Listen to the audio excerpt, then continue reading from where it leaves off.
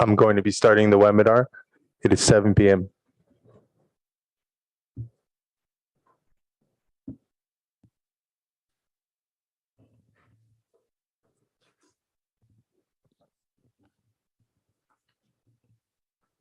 Thank you, and good evening to the November 22nd Parks and Recreation Commission meeting.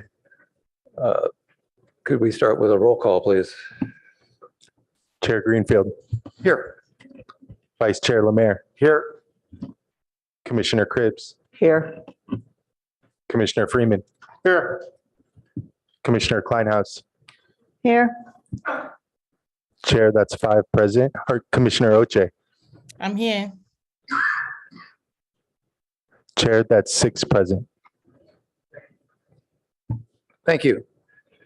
And our first order of business is, as we do every month since COVID has started, adoption of a resolution authorizing the use of teleconferencing for Parks and Recreation Commission for our meeting during the COVID-19 state of emergency. Could I get a motion to move forward with this, please? I'll make the motion. And second from the vice chair, thank you. And a roll call vote, please. Chair Greenfield. Yes. Vice Chair Lemaire. Yes. Commissioner Cribbs. Yes. Commissioner Freeman. Yes. Commissioner Kleinhaus. Yes. Commissioner Oche. Yes, please. Chair, that's a 6-0 vote. Thank you. And now is the time for public comment. This is an opportunity for people to speak to items that are not currently on the agenda this evening. If you are here to speak at pickleball, please don't try to speak now. We'll hear from you later. And any other subject that's on our agenda this evening. Jawad, do you have? I have no speaker cards turned in for public comment, and I'm seeing no hands raised online. There's a hand raised behind you. Can you fill out a speaker card, please? Sure. Good evening, Commissioners. Yeah.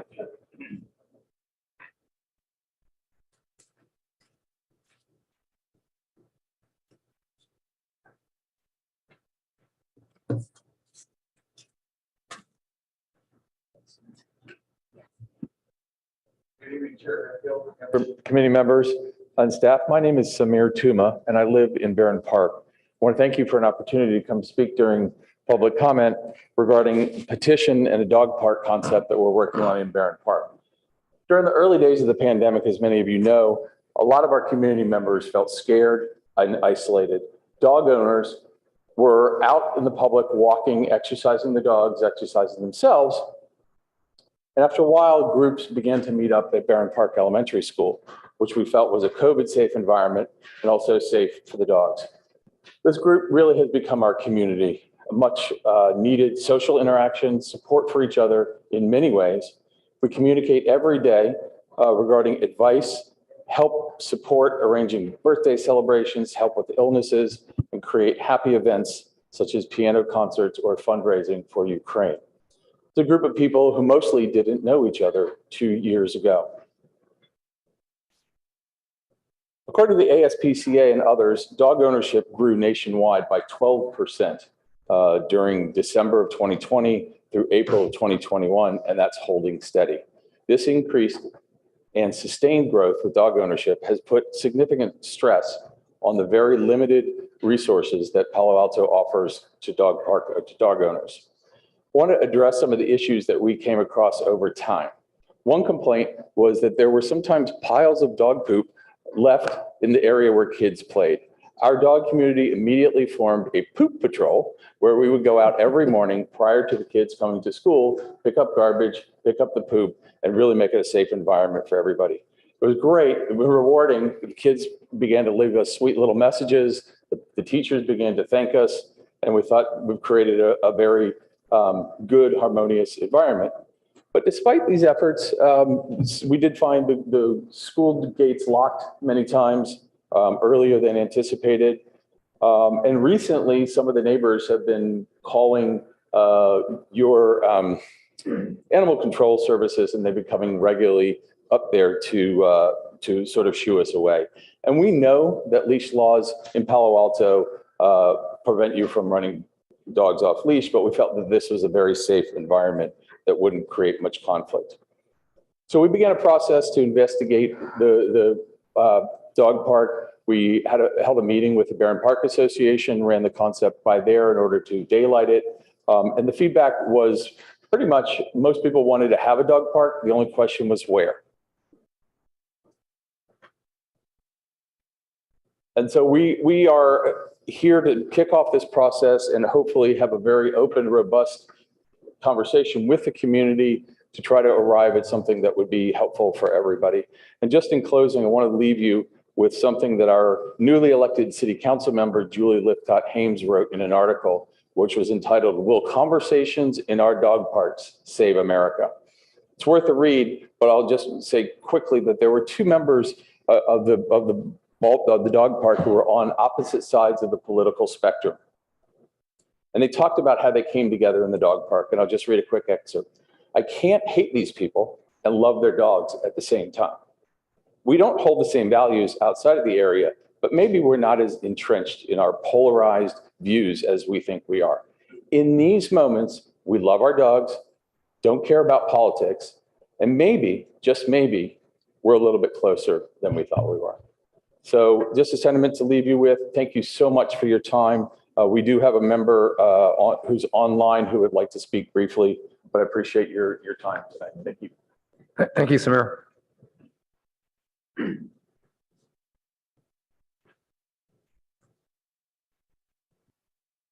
Hello.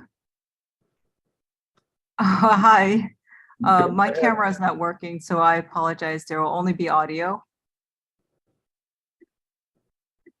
So I'll jump right in. Yes, please. I want to thank all Palo Alto Parks and Recreation Commission members for their time and consideration as well. I'm Carol Lynn. I'm a clinical associate professor at Stanford University School of Medicine. I'm a practicing pediatric regional anesthesiologist and the perioperative lead sustainability officer for Lucile Packard Children's Hospital. As a physician, I support the necessity of a dog park in the Barron Park neighborhood because of the physical and mental health benefits that occur around a dog park. As a physician, we focus on the prevention of psychological and physical illnesses as the best and most economical approaches to healthcare.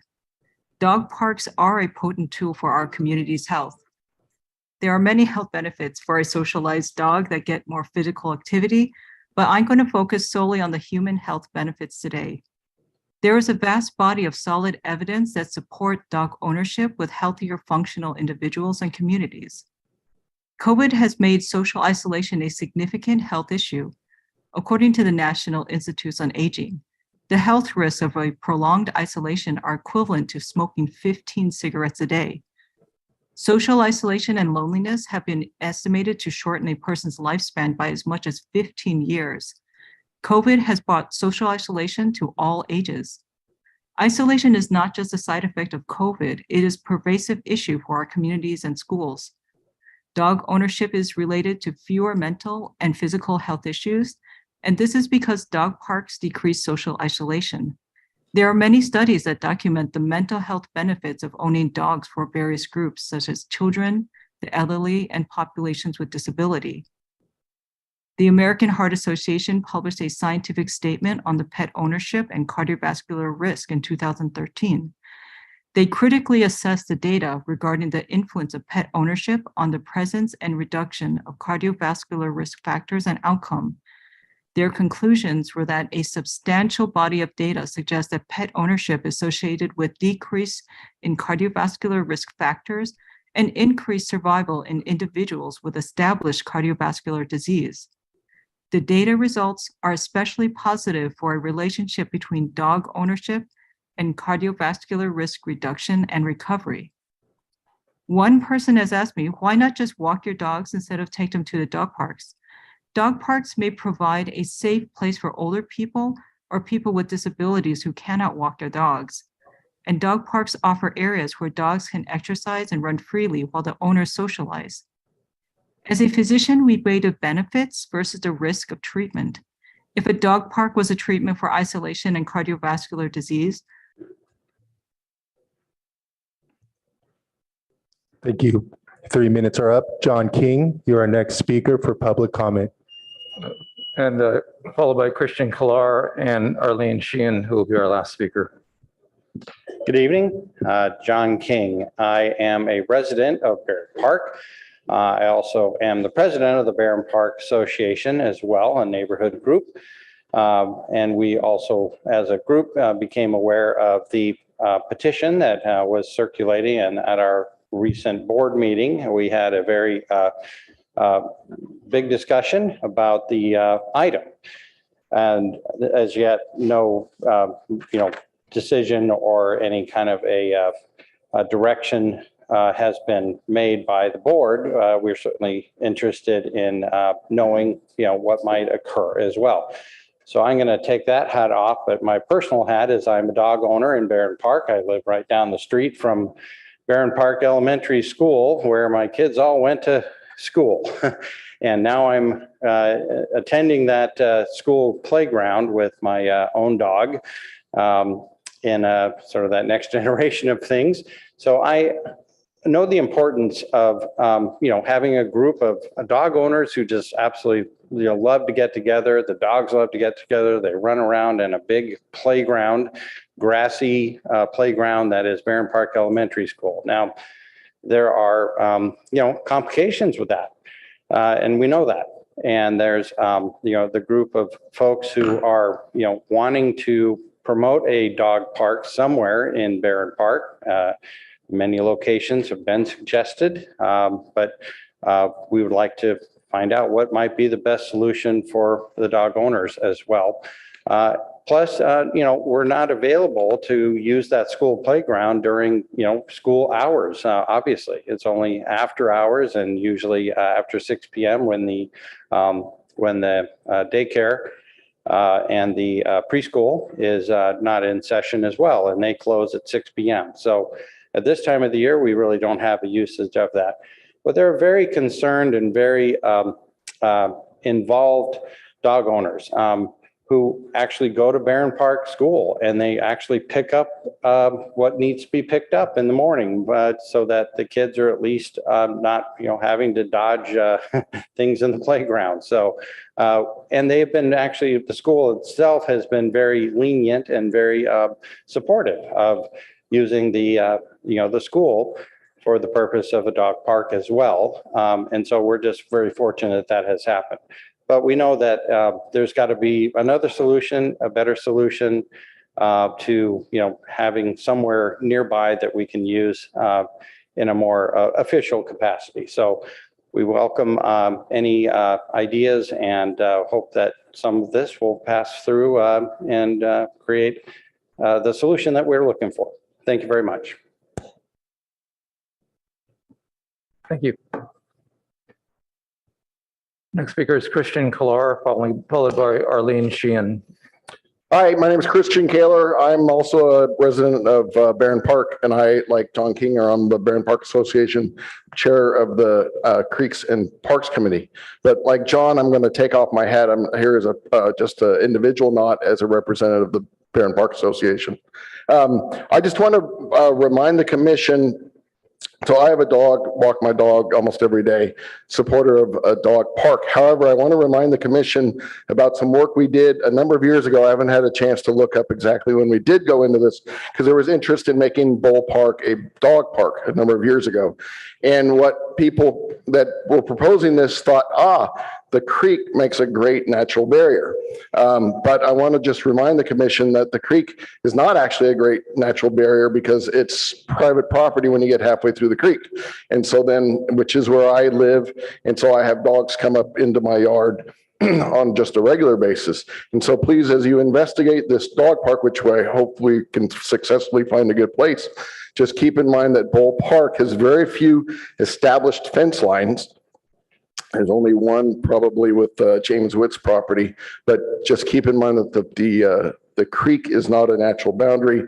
We're not allowed to have fences down on our property line, which is the center of the creek. So just keep that in mind during your investigation. Thank you. Thank you, and sorry about your name. And our final speaker, Arlene Sheehan.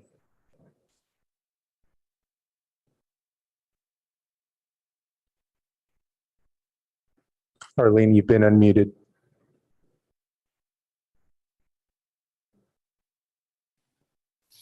Try again. Hi, can you hear me? Yes.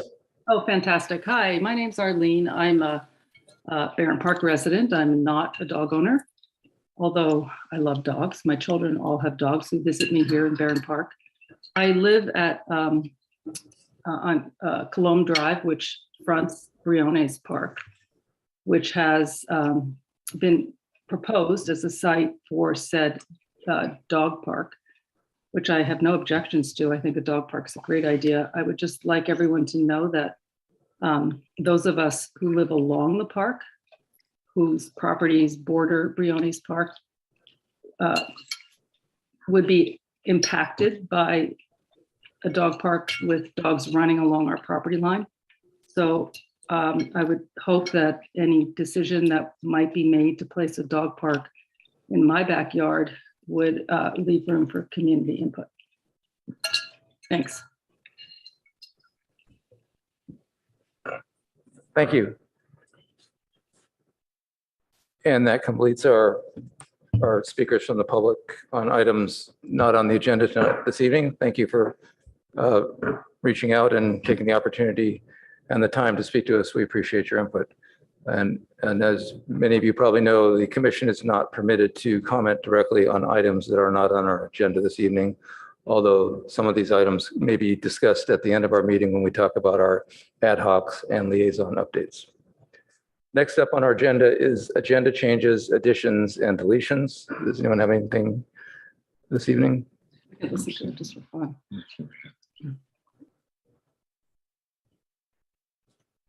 Okay, then we'll move on to the approval of our minutes from the October 25th meeting.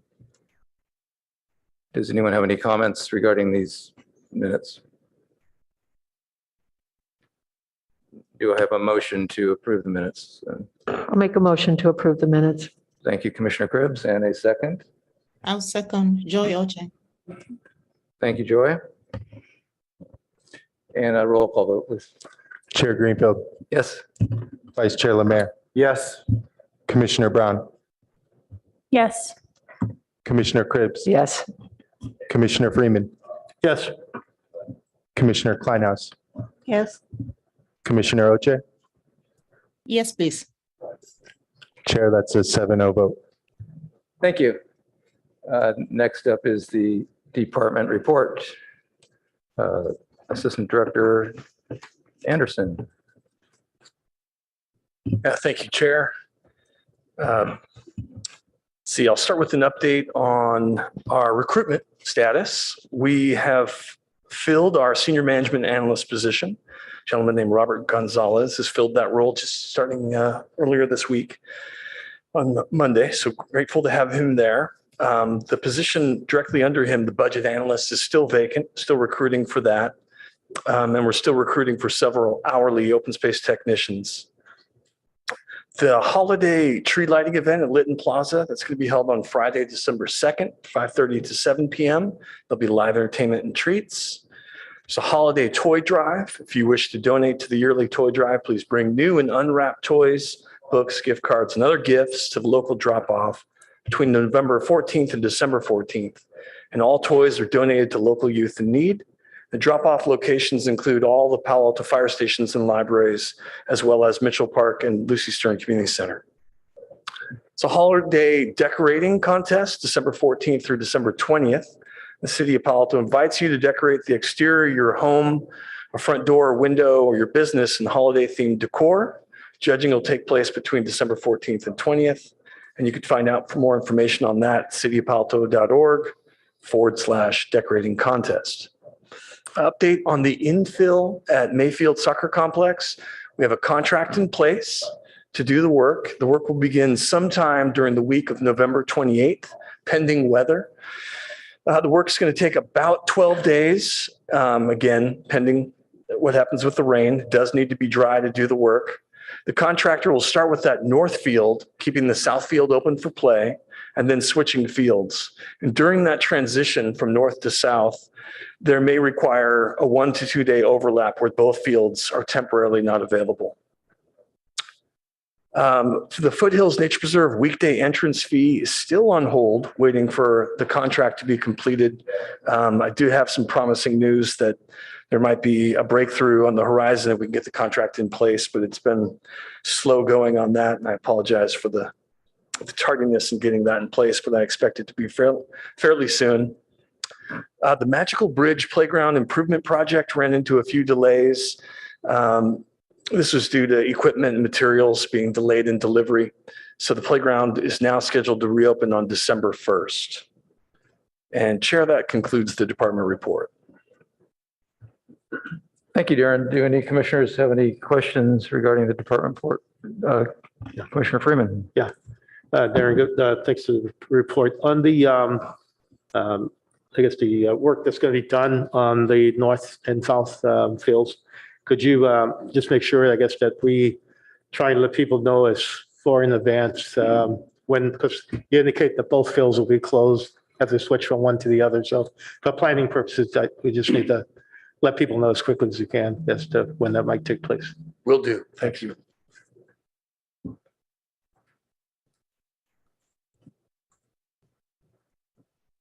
Any other questions or comments? Commissioner Cribbs, your mic is on. Is that not because you want to speak?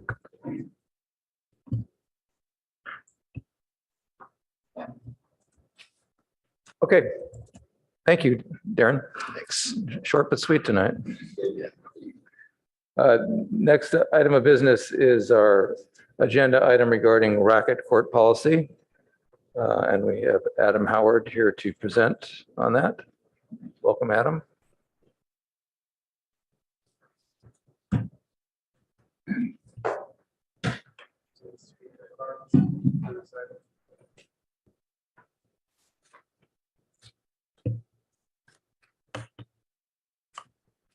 And while Adam's pulling up his presentation, let me just introduce Adam.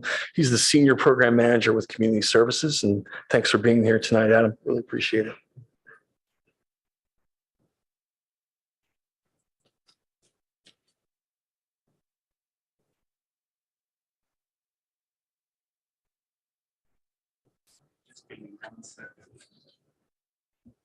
One moment and I'll be with you.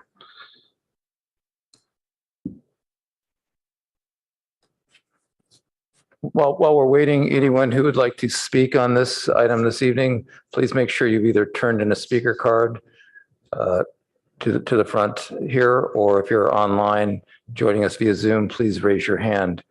And depending on the number of speakers, it may be less than 3 minutes to speak, maybe 2 minutes this evening. We'll see. Thank you. Thank you for that. Good evening, Adam Howard, Senior Community Services Manager with the City of Palo Alto, here tonight to discuss the multi-use courts in Mitchell Park, specifically around the priority hours between pickleball and tennis. Quick background. This is just a general overview. In 2018, the court policy was updated to allow pickleball in Mitchell Park. Mitchell Park was kind of a site that organically started to grow pickleball, both because of its parking, because of its proximity away from neighbors, and because of general availability for use. In 2019, staff began to look for ways to allow pickleball to play there with designated space. New courts were designed, and a multi-use court design was created to give priority to both pickleball and tennis. At the time, the priorities were really about the most popular times for each sport. And as things have changed, so has the need for that policy. In 2020, new courts were open. In April of 2022, lights were added to these 2 standalone courts so that they were also lit. And in May 2022, the multi-use courts were repainted with yellow to improve visibility. So where we stand currently. There are 8 designated pickleball courts, all located in Mitchell Park. 51 public tennis courts, some of which are located on school grounds. And on those courts, they're only available after 4 p.m. and on weekends. And 17 of those courts are lit, spread over 3 different locations. And we have the 2 multi-use courts in Mitchell Park. When I say multi-use, they're striped for both tennis and pickleball. For tennis, there are 2 courts. When they're used for pickleball, they are 7, and they are all lit. This is just kind of a general overview of the Mitchell Park complex. In the upper left-hand corner of the picture are the 2 standalone courts I was previously discussing. And the highlighted area are where the new pickleball courts were built and where the 2 joint use courts are currently standing. So these are previously what were courts 6 and 7. They are now the 2 joint use courts. Pickleball has priority 8 a.m. to 2:30, 7 days a week. Tennis has priority 3 p.m. to 7 p.m., 7 days a week. So as we've had those courts in place, some of the feedback that we have received or observed, evening time has become compacted for the pickleball sport. There's a need for either additional space or evening priority. We continue to hear about the importance of grouping of courts, they don't feel it's a need if you put 1 or 2 courts in a park. They really think grouping of courts is important. And there's just a level of frustration around those courts when, tennis players come and can possibly displace up to 16 players. Tennis feedback, lit courts are in high demand and are hard to come by. Mitchell Park tennis courts are the only courts available in South Palo Alto. Wait time for tennis is substantially different than with pickleball. So if you go to a tennis court and you have to wait, you're liable to wait up to an hour. So it's a little bit harder to wait for tennis courts. Driving around to different locations is burdensome. It's not great for the environment, and it's uneconomical. And a shared kind of frustration over those joint use courts, as it's difficult for tennis players to either remove a large crowd of pickleball players or to play tennis there with a large grouping. So there is kind of a joint frustration around those 2 joint use courts. So staff, and with the help of the ad hoc, has done some spot checks over a couple month period. You can see there's kind of groupings in January and February. You'll look at these courts. The highlighted areas are where courts are full. So where you see kind of highlighted all the way down, that means all courts in Palo Alto were full when we checked across the 3 different locations. So the 3 lit locations, Mitchell Park, Rinconada, and Pali High School. These numbers you've seen before. These are a little bit more recent in August and September. Again, showing yellow where things are full and green is where people were waiting. Just to try to help with observations, this helped me a little bit. These are the same numbers, but this time the highlighted represents where courts were open. So you can kind of see where the available courts may have been when we searched the different locations. We looked, these are a relatively small sample size. I think it was 15 different dates that we were checking. Of those dates, 14 times the pickleball courts were full and 4 times the tennis courts were full. So given kind of the feedback that we've heard, the observations we've had, we think the policy needs some updating. Currently, staff is recommending a policy change that would provide pickleball priority 7 days a week, 8 a.m. to 10 p.m. The courts would remain dual striped, so no physical changes to the court. This would kind of allow for some flexibility to see how these changes would impact the courts in Palo Alto. By changing priority, we do think that a majority, if not all the time, it will be used for pickleball, but it would allow for flexibility moving into the future. Some other considerations we looked at was more of a tiered approach. So maybe we start with some some mix, 2 to 3 nights pickleball, 1 to 2 nights, whatever that might look like. Ultimately, we steered away from that. We think right now there's a lot of conflict at those courts. There's frustration at those courts, and we think it's important to remove them. We think that doing some mixture of these, where it's 2 or 3 or 4 nights, would only add to that, would cause more confusion, would cause more conflict. And we think it's really important that we get away from that. These two sports don't need to go head to head. And in sharing of space, we're kind of creating that, and we would like to move away from it. There's a suggestion that maybe we only change priority on one of the 2 multi-use courts. The problem with that, if you can see kind of the general layout here, is that 3 of the courts kind of overlap. So if you were truly trying to use 1 court for tennis and 1 court for pickleball, you'd really only have 2 pickleball courts. And staff doesn't feel like that change would really help either group, right? Now we're hindering everybody. And so we kind of think that we need to steer clear of that. There's been a suggestion to dual stripe more courts, kind of spread out it, so it's not all at the Mitchell Park complex. Again, we go back to, we think that this, with the growth of both sports, is really creating conflict, and we want to steer clear of that. The other issue is, even if you dual stripe a court, you still have to have movable nets. You still have to have storage for those nets. You still have to have people that are willing to set up and take down those nets. So we don't think that adding more dual stripe is the approach that we think should move forward. Some additional suggestions that we have looked into, and I think it's important to think that we will continue to look into those, is adding lights to existing courts. The first site that you look at is Coverly, because there's a large number of courts there, but there's inherent issues there as well. Coverly's infrastructure is limited, so you have to find a way to bring in an additional electrical source. And the cost of that would be anywhere from $500,000 to $1 million. Now, we actually got one quote, just kind of in investigating, and it was close to $500,000, and that didn't include electrical. So we do think, it would be somewhere in this range.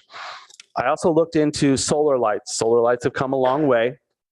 And I spoke to 2 solar companies who don't feel the solar lights would be able to accommodate courts that are side by side. So they mentioned that if you had a standalone court where you can kind of line the courts and lights, solar is great. It would work efficiently. You'd get all the light you need. But when you have courts side by side where you can't put the lights down the middle for safety reasons, right? You don't want poles right next to the courts. The middle of both courts would remain darker than what they feel would be adequate for sports complexes. So I've kind of moved away from that. I think we need to continue to look at that, but I don't think it's a solution that we can kind of wait for before we make any changes to the policy. The other one is to build additional courts. We recognize this is the ideal solution moving forward. We don't think shared space, we don't think taking space from one to the other will be the future goals. We really need to find new space.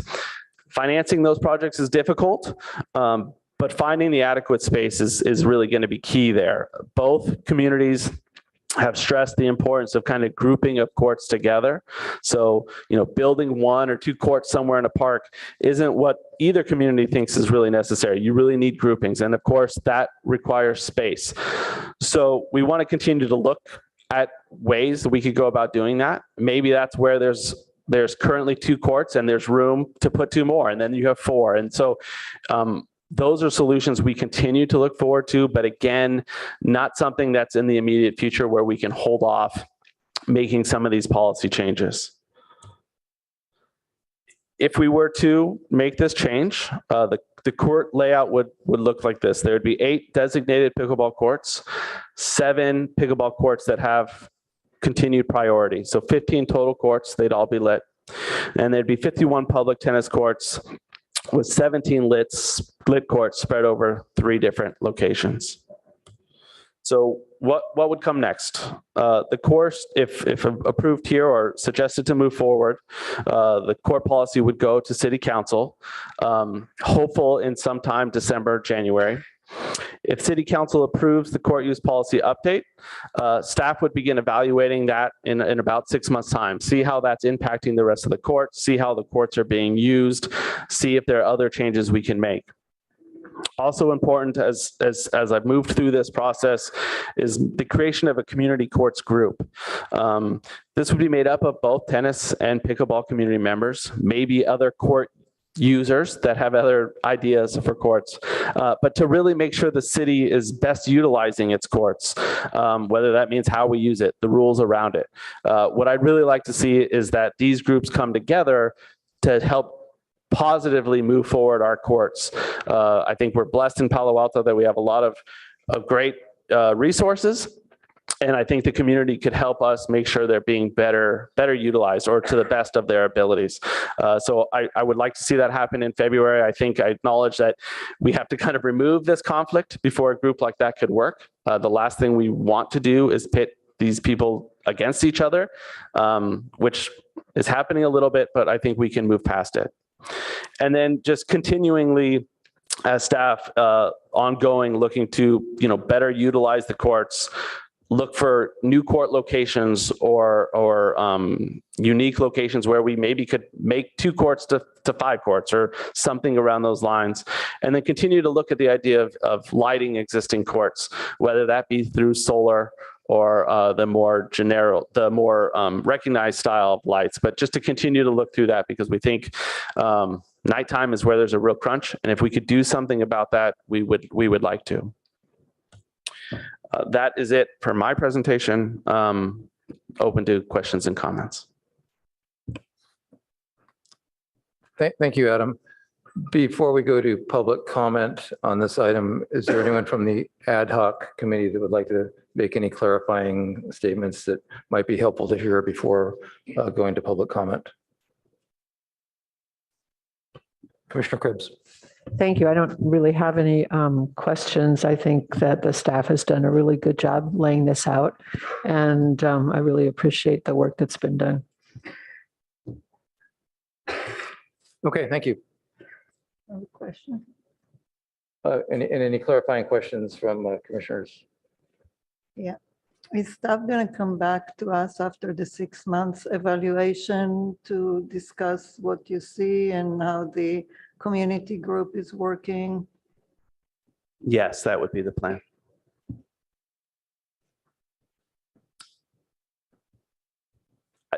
Quickly to clarify, it might not happen exactly at 6 months. I think that's when we would start collecting data and information.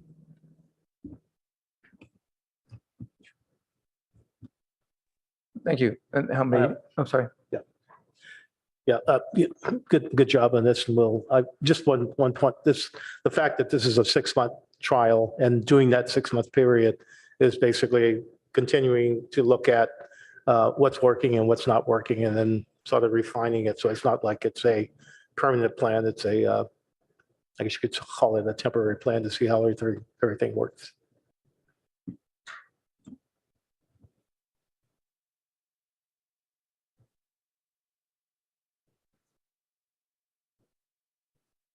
Okay. So how many speakers do we have this evening? At this time, we have 8 speakers in person with 3 hands raised online. Excuse me, Commissioner Oche wanted to say something. Yes, I wanted to ask how many people will be part of the committee?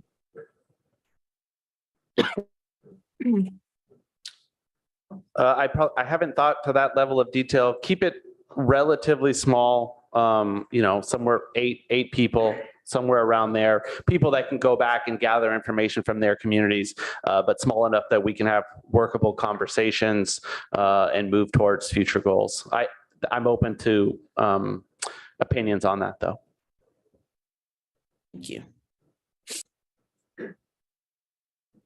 Now I think we're ready for public speakers, and given the number that we have, we'll be asking you to limit your comments to 2 minutes each.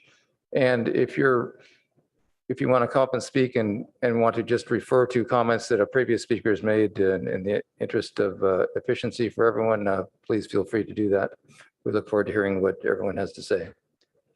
Thank you. Our first speaker will be Rich Pearson, followed by Kevin Chen.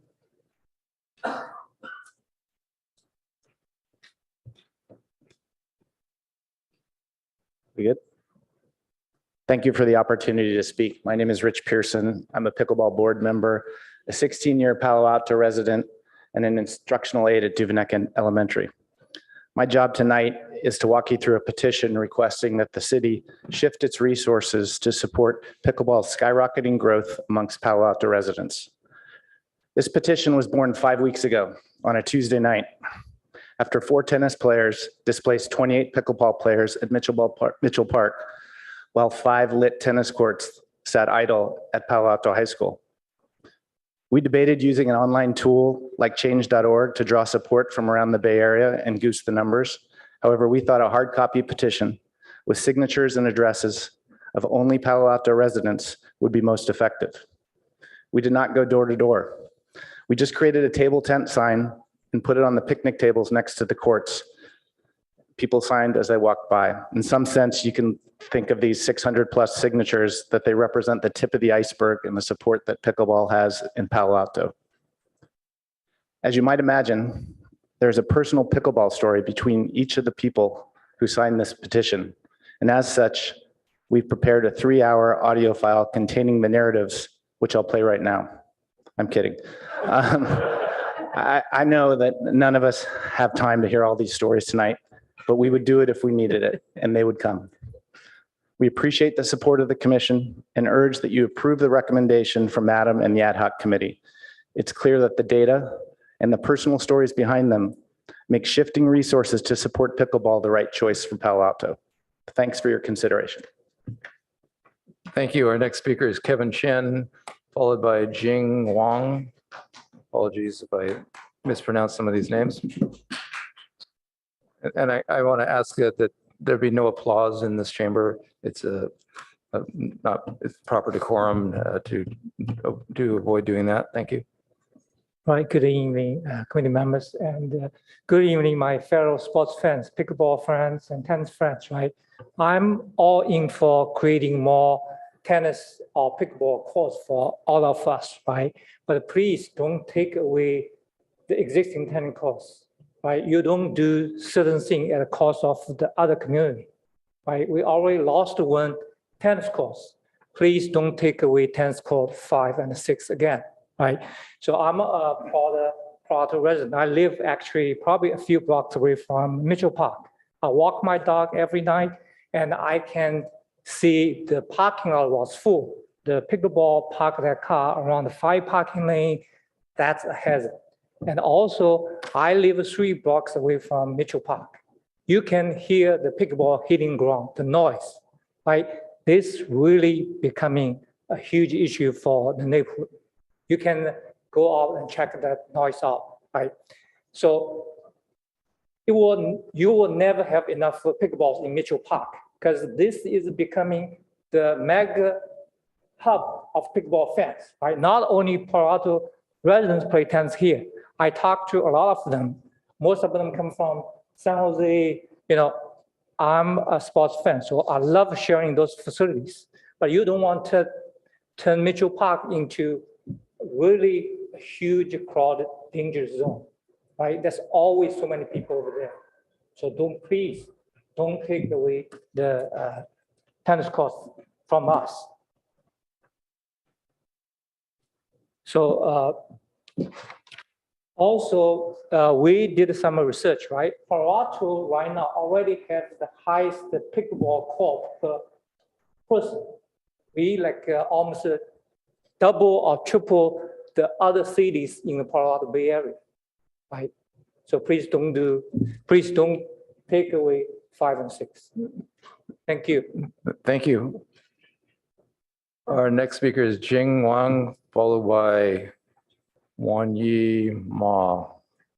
Apologies with the pronunciation. Okay. Hi. Good evening, ladies and gentlemen. My name is Jing. I'm a Palo Alto tennis mom. And I want to quickly share with you a special moment that I had this morning. My son, who is 14 years old, played tennis in Mitchell Park with another 5 kids at the same age. They all go to Pauli or Gang.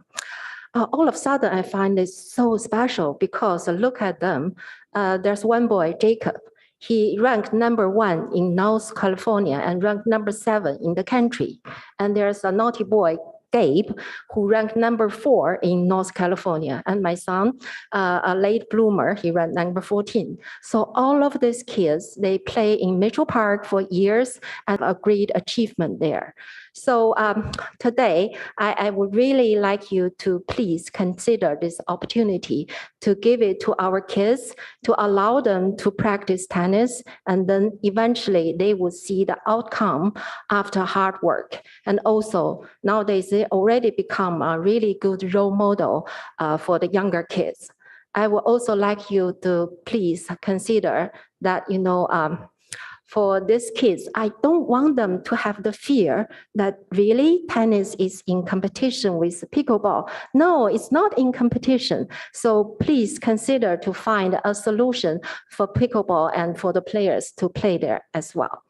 And last but not least, I hope that everyone please give us adult an opportunity that maybe in 5 years' time, one of our kids may play in US Open tennis Grand Slam, and they may win the championship. And what they will say at that time, they will say, oh, when I was young, I played in Mitchell Park and for years. So with all of this, thank you very much. And please consider to give our kids this opportunity. Thank you. No, please avoid the applause. I'll have to ask you to leave the chamber. I don't want to do that. Next is Yanyi Ma, followed by Greg X. Good evening, commissioners. I'd like to start off by thanking you all for taking the time today to listen to me. My name is Yanni Ma, and I've been playing tennis for around 7 years. And I'm here today to support the petition of keeping courts 5 and 6 for tennis only. I met one of my good friends, Jacob, through tennis, and for the past 3 years, we've hit together every week at Mitchell. During these 3 years, I've gotten to know countless of people, ranging from little kids to adults. And I remember this one couple in particular who I'd see every Tuesday. And every week, we'd always have these small conversations about something so small as like, how was your school? Which truly made me believe that our tennis community was more than just a community, but a family. By taking away these courts would be taking away our homes. So please keep courts 5 and 6 at Mitchell for tennis. Thank you.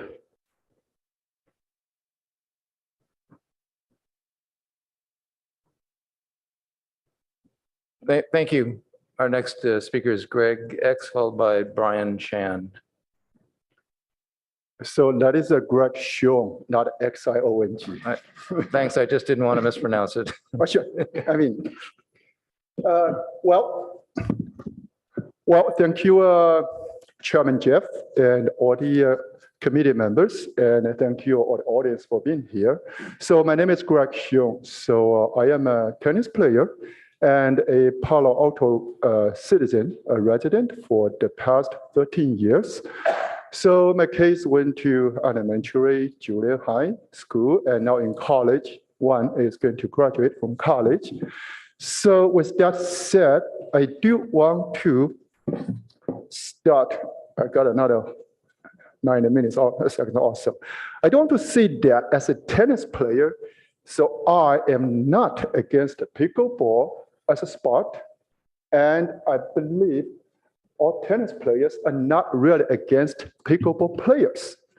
Yet, as of today, we are seeing in Mitchell Park, what happened is pickleball players are taking tennis courts away or part of its usable time from the tennis players.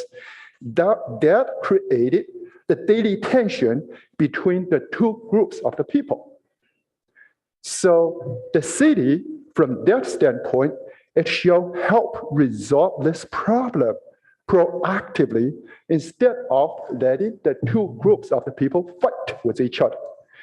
So one possible solution, as people were talking, is to find, for example, a piece of land. Well, I mean, with a good public access.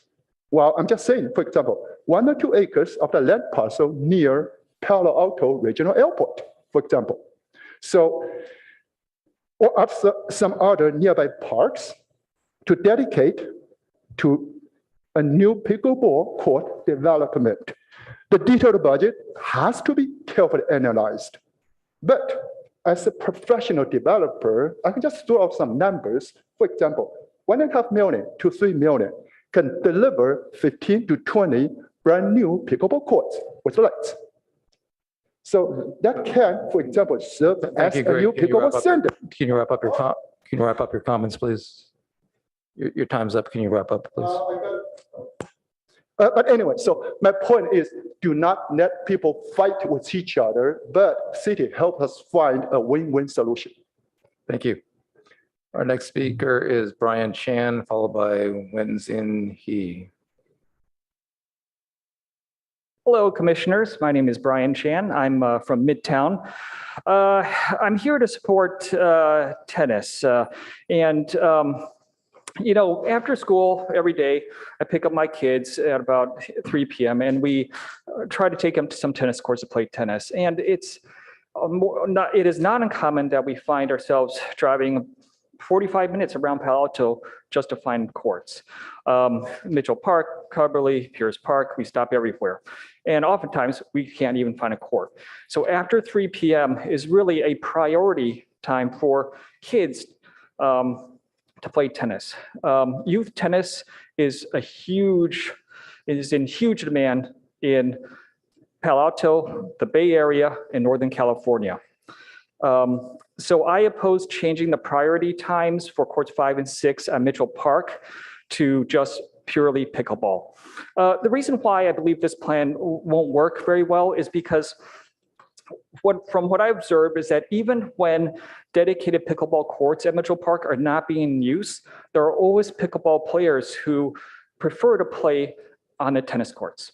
And as a result, and this has happened multiple times, there's one time I remember in the evening where all the pickleball courts were empty and players came to play pickleball. Instead of playing on those courts, they played on the tennis courts.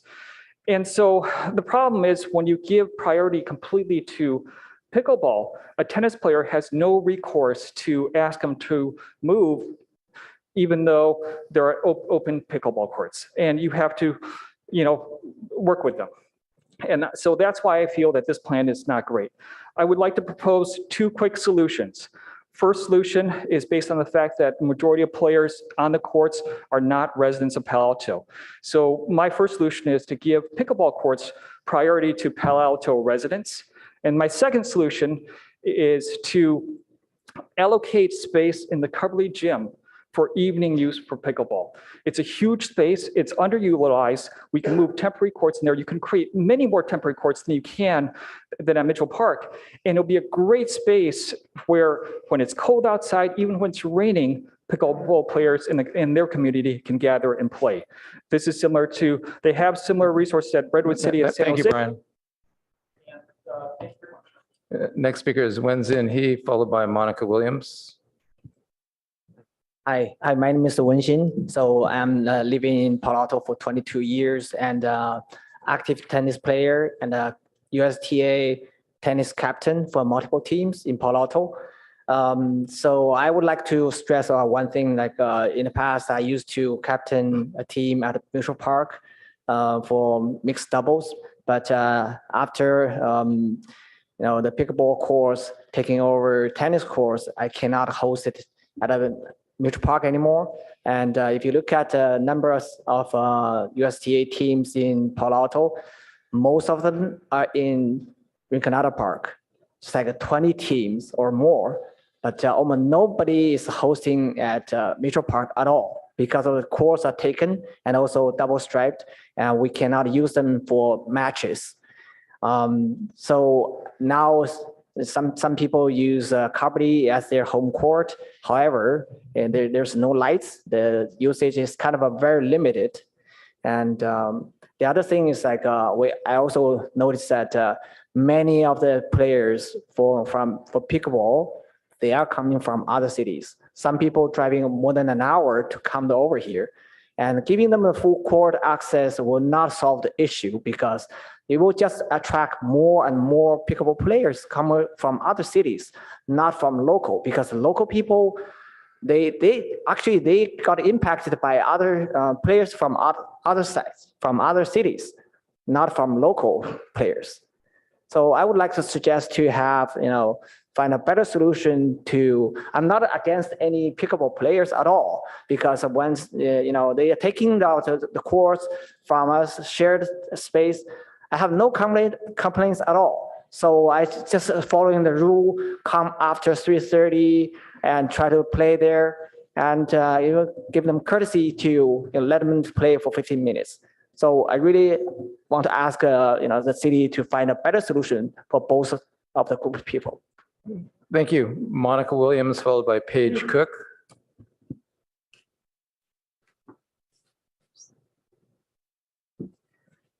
Good evening, Chair Greenfield and Commissioners. I'm Monica Williams, the president of the Palo Alto Pickleball Club. I'm also a tennis player. I served for many years on the board of the Palo Alto Tennis Club. I want to thank the commissioners and staff for working so hard to improve the recreation services for the Palo Alto community. I'm here to support your court usage policy recommendation to provide pickleball priority at Mitchell Park from 8 a.m. to 10 p.m. 7 days a week. When the current pickleball priority time of 8 a.m. to 3 p.m. was set 4 years ago, it made sense because at that time, most of the players were seniors.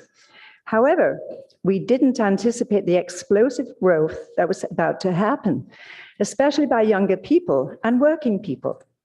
And now with this recommendation of court usage availability from 8 a.m. to 10 p.m. 7 days a week, it will give families, children, and youth an opportunity to have the use of the courts just like everyone else. As I'm sure you recall at the September meeting, over 70 pickleball advocates attended and 104 sent emails extolling the virtues of pickleball and supported this change in court usage policy. So I don't want to waste your time by repeating what's already been said.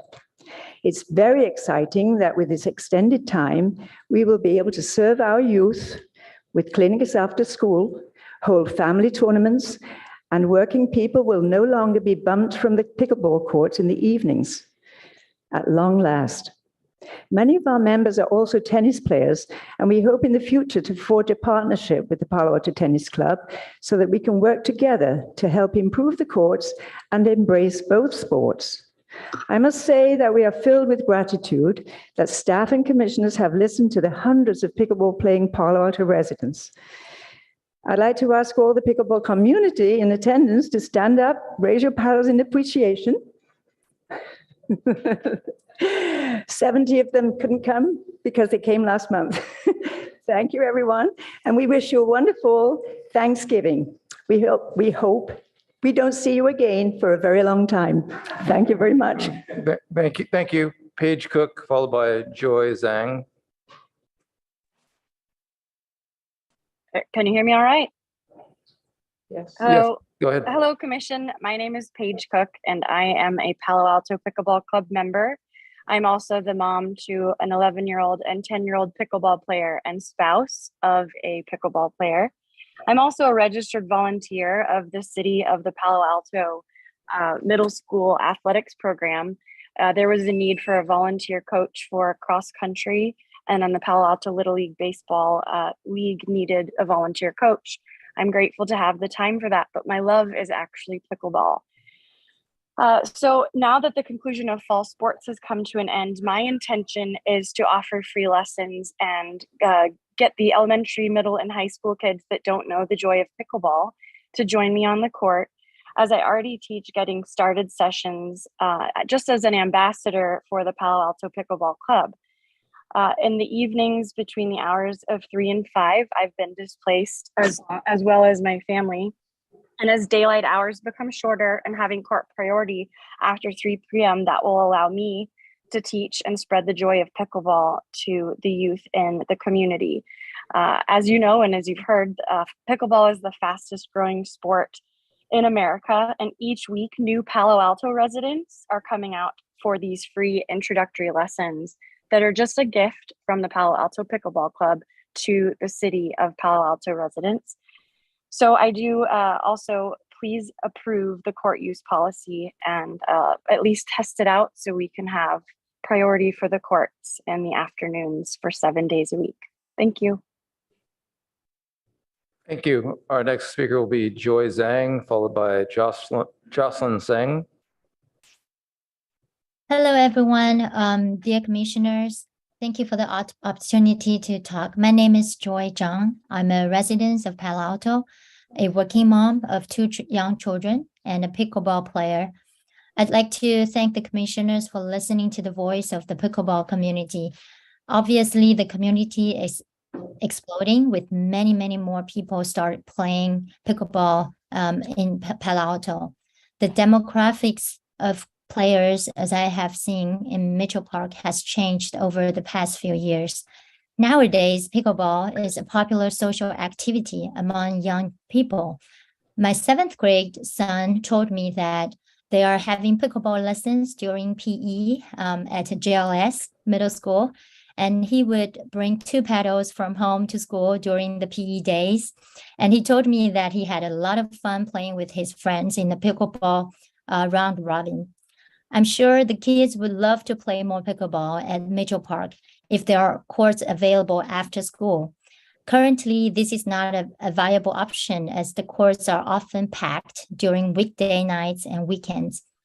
There's a previous speaker mentioned that when pickleball courts are open, available, people chose to play, still chose to play in the mixed use courts. I don't think that's true. In fact, nowadays, I think the pickleball courts are almost full during most of the time. So I sincerely hope that you give pickleball priority 7 days a week for the shared courts at Mitchell Park so that more people can enjoy pickleball at Mitchell Park. Thanks very much. Thank you. And our next speaker is Jocelyn Zhang, followed by our final speaker, Juan J. Singh.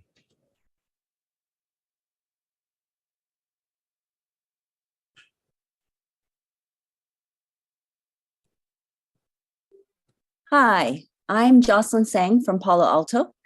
The pickleball courts at Mitchell Park were designed to be a community place. Got large and shaded picnic tables at one end of the courts. Many benches surround the courts and are near the courts. Lots of activities happen there. Palo Alto has a thriving pickleball community with many participants and volunteers. Here are just a few examples of Palo Alto pickleball events. A hosted brown bag luncheon, a Thanksgiving round robin mixer, multiple weekly free skills clinics, and getting started classes for those who have never tried pickleball. And that's just in the recent 4 weeks. In that same period, the club would have also hosted a citywide pickleball youth day in late October. This event was unfortunately canceled because we could not secure the courts due to the priority hours. Pickleball events and programming can only take place during those times. At present time, almost all the pieces are in place to allow for pickleball programming to serve youth and evening players. These pieces are a vision for the community, an extremely engaged and experienced volunteer population, a space that allows for such events, and immense community interest in all of the above. But the last important piece is now in the Commission's hands, which is to change the pickleball afternoon and evening hours, 7 days a week, to pickleball. Just by changing the priorities on 2 tennis courts, for a few hours a day, the Commission will allow so many more opportunities for community and public enrichment. Please vote to change the priority hours. Thank you. Thank you. And our final speaker, Juan J. Singh.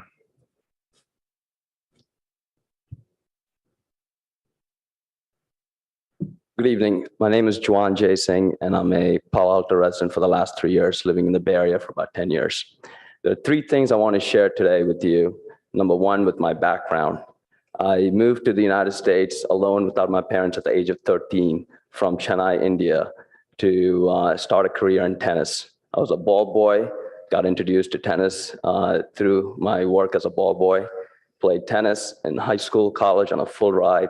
And tennis has been a passion of mine as a junior and into my professional career as well. I've started 3 companies. Every one of my companies that I started was funded by people that I played tennis with. Every job I've had was because I played tennis with the CEO or chairman of a company. So I can tell you from the bottom of my heart, tennis has played a big part of my life. It continues to play a big part of my life. And I am truly passionate about tennis. With that said, the second point I want to make is pickleball is winning as a product over tennis. It's practical. What's happening is I play tennis now once a week. I play pickleball 3 times a week. It's really interesting to see the pickleball community growing. I live across the street from Mitchell Park. I walk my dog there every day. I walk my 2-year-old son every day, and I play tennis with my 6-year-old son multiple times a week at Mitchell Park. And I've seen the community that is out there for tennis and pickleball, and I see the demand for pickleball every day when I walk and spend time at Mitchell Park, either with my kids or when I play pickleball myself. And the third reason I'm here to support pickleball today is because of the amazing team that's behind pickleball, Palo Alto Pickleball Foundation. Monica is the president of pickleball. I do not have a personal relationship with you, Monica, but I've seen her, bring the community together with her energy, with her passion, and in a very organized fashion, and how she's brought pickleball to everyone in our Palo Alto community. So with my unique personal background, with the practical reason why pickleball is a winning product, and with an amazing team, I would highly recommend supporting the needs of pickleball in the Palo Alto community. Thank you. Thank you. And thank you to all the impassioned speakers this evening. It's great to hear from the community on both sides of this issue. It's a difficult issue that we've been grappling with for some time, and I really appreciate hearing from both the tennis community and the pickleball community this evening. At this point, I'd like to turn things over to the Racket Court Policy Ad Hoc first to hear your comments on things, and then we'll look to the other commissioners for questions and comments. This is an action this evening, so we will be taking a vote we have the opportunity to take a vote on a motion at the end of our discussion. Commissioner Cripps. Thank you very much. As I think I said earlier, I'm in full support of this suggestion for the 6-month trial period. I'm excited that both communities, both tennis and pickleball, are interested as we come out of COVID in exercise and the benefits of health for everybody. I really would encourage everybody to join this joint group to have a discussion about how we can utilize all of our courts and make them better for the future. A lot of you travel around and see other pickleball places, other tennis courts, and we probably can learn a lot from all of those things as well. And I think it's really important for the community to work together for the benefit of our children. So I'm very interested in maximizing what we have right now. And so I'm happy to see everybody here, and certainly thank the staff for trying to avoid all of the tension and bad feeling when people are trying to get exercise and have a good time. So thank you, Adam, for the work you've done. Nellis? I also want to thank the community for really coming out and being passionate about your sport, both tennis and pickleball. I have a household of tennis people, so and I also am very much involved in both tennis and pickleball, and it's we've spent a lot of time with Adam and his team for about the last 2 months or so, really trying to, listening to what both sides are saying and trying to come up with a, this is not something that we're saying, we're laying this out and this is the way it's going to be. Just like pickleball is evolving faster than we can speak. So it's worth trying. I mean, the thing is, we can't build pickleball courts overnight. And this is a temporary solution. And we're trying to appease both sides of it. So I'm encouraging my fellow commissioners to approve this and send it on because it's something that I think. And the one thing about pickleball, it's a low cost of entry, which means that pretty much anyone can do it, and that's getting people out who probably never would have thought about going outside and playing a sport. And it's going to give us the opportunity to look at other options. And we want to be able to. We want to reach out to ask both communities, both pickleball and tennis, to really share with us what things everyone here travels around. I've traveled to different countries and seen how other people are doing some of the other sports. I've seen pickleball courts on top of garages and buildings. And so, you can pretty much set a court up anywhere. You can't necessarily do that with tennis. And so this is for our tennis community, look at this as being kind of a temporary solution to look for a more permanent solution going forward. And that could be, building out a facility in a building or atop of wherever it might be. But for my fellow commission, it could take 90 minutes to play a game of tennis, whereas it takes 15 to 20 minutes to play with 4 people to play pickleball. So keep that in mind as well. But I really encourage the tennis community and the pickleball community to work together to help us continue to develop this plan going forward. So thank you for your input. Commissioner Brown. Yes, I just want to echo the comments from the other ad hoc members, thanking staff and actually the commission that's been working on this for the last few years. I think this is a good example of the city being extremely responsive to the evolving needs in the city and continuously looking at policy and determining whether or not it's still working for the users. I think Adam, your staff report said 5 policy or court updates in 4 years. That's a lot of staff work and engagement and the data that goes into making those decisions. In addition to the comments Commissioner Freeman just made about pickleball, I also think what needs to be touched on is the accessibility. We've heard a lot of comments about injured tennis players picking up pickleball and maybe never going back, but maybe playing both sports. And also we've heard some interest in creating youth programming around pickleball with more guaranteed court time. So that is also something that was factored into this decision. And so we did hear that. And I think Adam and his staff did a great job using data to support the policy changes, going out and doing those court counts. I know I was out about 6 times counting a lot of people playing tennis and pickleball. And so the data-informed decision-making is very important to this commission and to me. And I think that Adam did a great job in that area. I want to touch on the Palo Alto resident requirement or preference. I don't think it's a bad thing for Palo Alto to be a regional hub for pickleball. I've been to parks in other cities. I've played tennis in other cities. I've gone to dog parks in other cities. I don't like that approach. I don't think that it fits with the goals and objectives of the park master plan and of the park purpose that we have. And I think part of the goals of this policy was to improve simplicity, to make it easier for people to understand, less confusion. And what I think the recommendation does this. I just want to thank everybody that submitted an email as well. We read them all, so they don't just go into like a vacuum and a black hole. I know there was one email that suggested multi-use courts on other lit courts in Palo Alto. And I think that just creates more confusion. And so that's something that this recommendation does a good job, just keep things simple.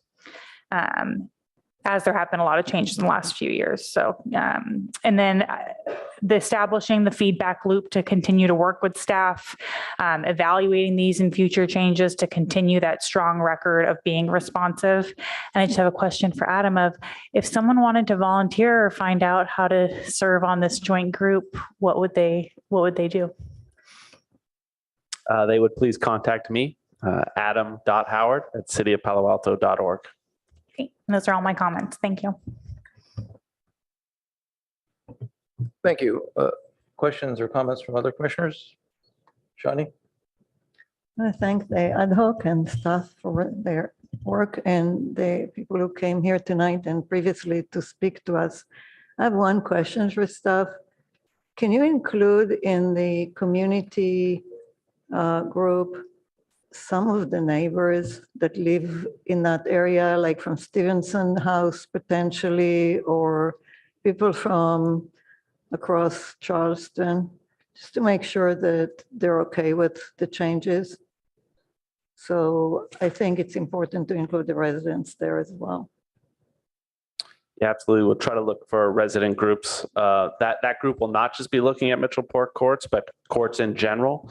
So I won't just focus on that neighborhood, but I think some neighborhood associations around the larger parks where this opportunity exists, I will look at getting them invited. I think, so, I have worked on the environment for a long time, and I don't know what, I know noise is troublesome to people. I walked there. I didn't think the noise was excessive, but I don't live there.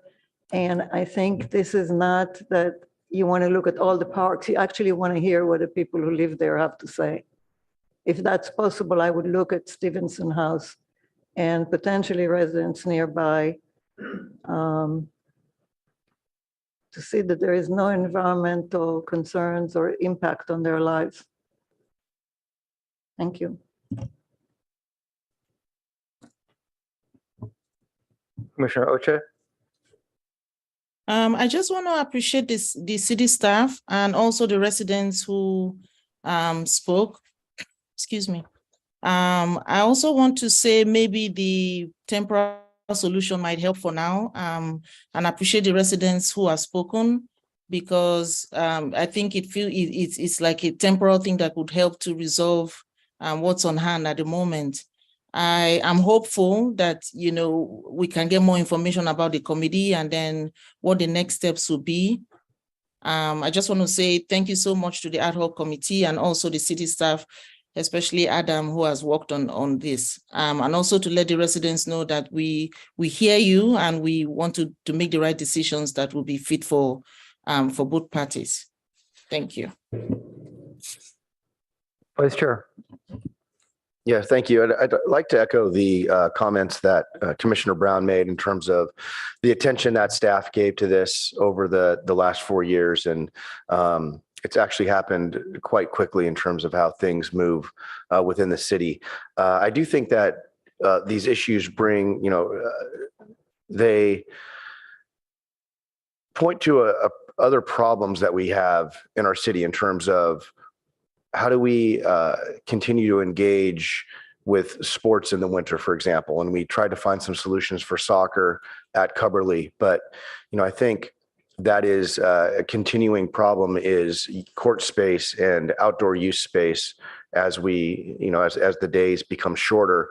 It also brings to, the broader issue of what is our relationship with the school district about Cubberley, for example, and what are we doing with that, and how our city can work with that relationship and have something more stable. It also speaks to land down by the Baylands Athletic Facility that was designated when the golf course was redone. So I think there's some broader issues that this brings up in terms of how we look at use of space and how we try to find win-win solutions for everyone. So I really appreciate the community's engagement in this, and excited to see how this 6-month trial works out. And again, appreciate everyone's hard work with this. Thank you. And I'd like to echo a number of commissioners' thank yous to staff and to the ad hoc committee that's worked on it. I've served on the ad hoc for some time over the years, and it's a important effort to consider carefully and thoughtfully, because it is a complicated issue, and there's a lot of people that care about the direction that we go, and it impacts people. I have a couple questions. Do we have any feel for how the parking capacity would be affected by this policy? And really the question is, can we make sure that if we go through with the trial on this, that we're monitoring parking impacts as well as other impacts, because we'll probably have increased parking needs during hours of the day when that hasn't been the case so often in the past. Yeah, absolutely. We'll continue to kind of monitor parking as part of that. Yeah, we'll do that. Thank you. Also, the question that was raised that somebody might be on one of the multi-use courts before the dedicated courts are filled. Is that something that we can include a policy guideline so that usage should go to the dedicated courts first? Yeah, I think we would include that language. It's part of the current joint use policy, meaning you got to use the permanent courts first, and we would include that in the language, meaning pickleball priority. Use the permanent courts first before moving on to the joint use space. It's clearly the right thing to do. So, thank you. Can we please come up with a better name for the community courts group, like maybe Racket Court Advisory Group? Absolutely. Or something? Please, you're killing me on that one.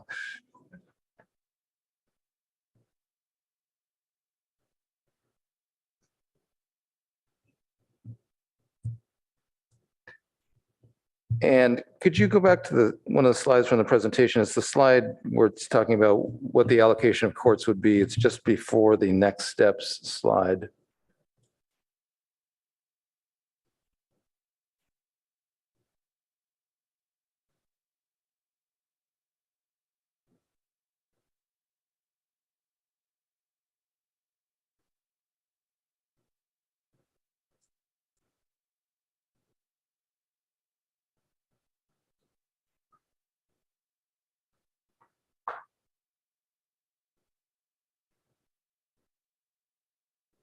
One more time, which slide was that? The one before this, please. Thank you. So I found this slide to be very compelling in terms of where we'd be sitting if we went through with this trial, and considering that, I mean, if you're just taking a look at this from a high level and know there's a lot of variables in terms of distribution within the city and how we got here, but in terms of looking at this, these numbers do feel pretty fair and reasonable in terms of considering the number of people that will be using the pickleball courts. And I live near Mitchell Park. I bike through there all the time, all hours of the day, and what I see is consistent with what I've heard from some people in terms of there is generally more demand at the pickleball courts than the tennis courts is what I'm seeing. There are often more open tennis courts than pickleball courts. So I do support the trial. I do not take lightly taking access away from tennis courts or tennis courts away from the tennis community. I'm really hopeful that this is really a temporary thing in terms of the allocation of lighted tennis courts in South Palo Alto. Coverly is a wild card, but it is something that's going to get developed at some point, hopefully sooner than later, and hopefully the tennis court issue can be something that can push the envelope perhaps and the need for change, at least in an aspect of the realizing the potential at Coverly and redeveloping something. And so I'm hopeful that that could potentially be the site where we could increase lighted tennis courts. Do any other commissioners have any follow-up questions or comments? Adam, would it be possible, I guess, to establish kind of I don't know if you're going to call it a board, where if people have suggestions Or would that just be an email going directly to you on that? Yeah, the easiest thing is just to email me directly, which is typically what happens. And my contact information's out there. And how big a group, how big a body are you looking for in terms for this racket court advisory group, if that's what we happen to be My calling it? original thoughts are, 8 to 10, keep it manageable, so that good communication and good conversations can take place, and selecting people that can go back to a larger audience, right? We don't want decisions being made in 8 to 10 people. We just want the conversations to start there, go out, gather information, come back, much like a larger community process. But you want a mix of both tennis and pickleball people on it? Absolutely. Yeah. Mix of court users and neighbors. And so this becomes an application process, and people would potentially. That's a good question. We would have to decide if there's a larger audience that wants to be included, how we make sure we either make a selection or make sure everybody has an opportunity to participate. Okay. And do you have if we were to move forward with the pilot, do you have a target date by which you would want to be forming this committee?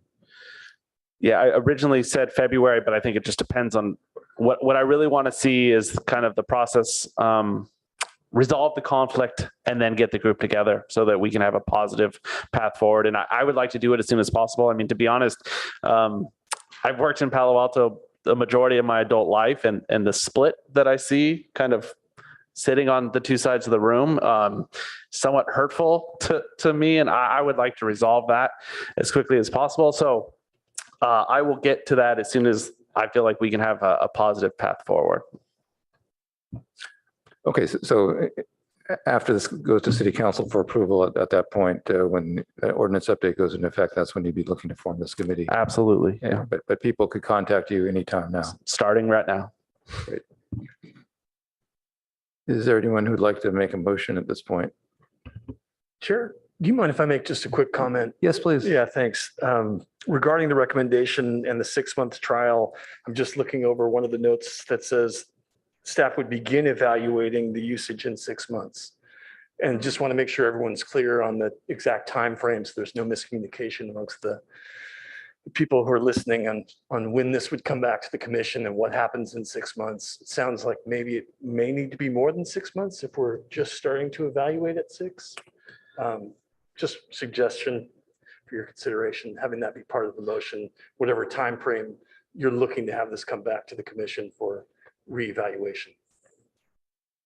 Yeah, and ultimately, I think it's we are updating the policy to reflect this change, and we will begin investigating whether that is working in 6 months.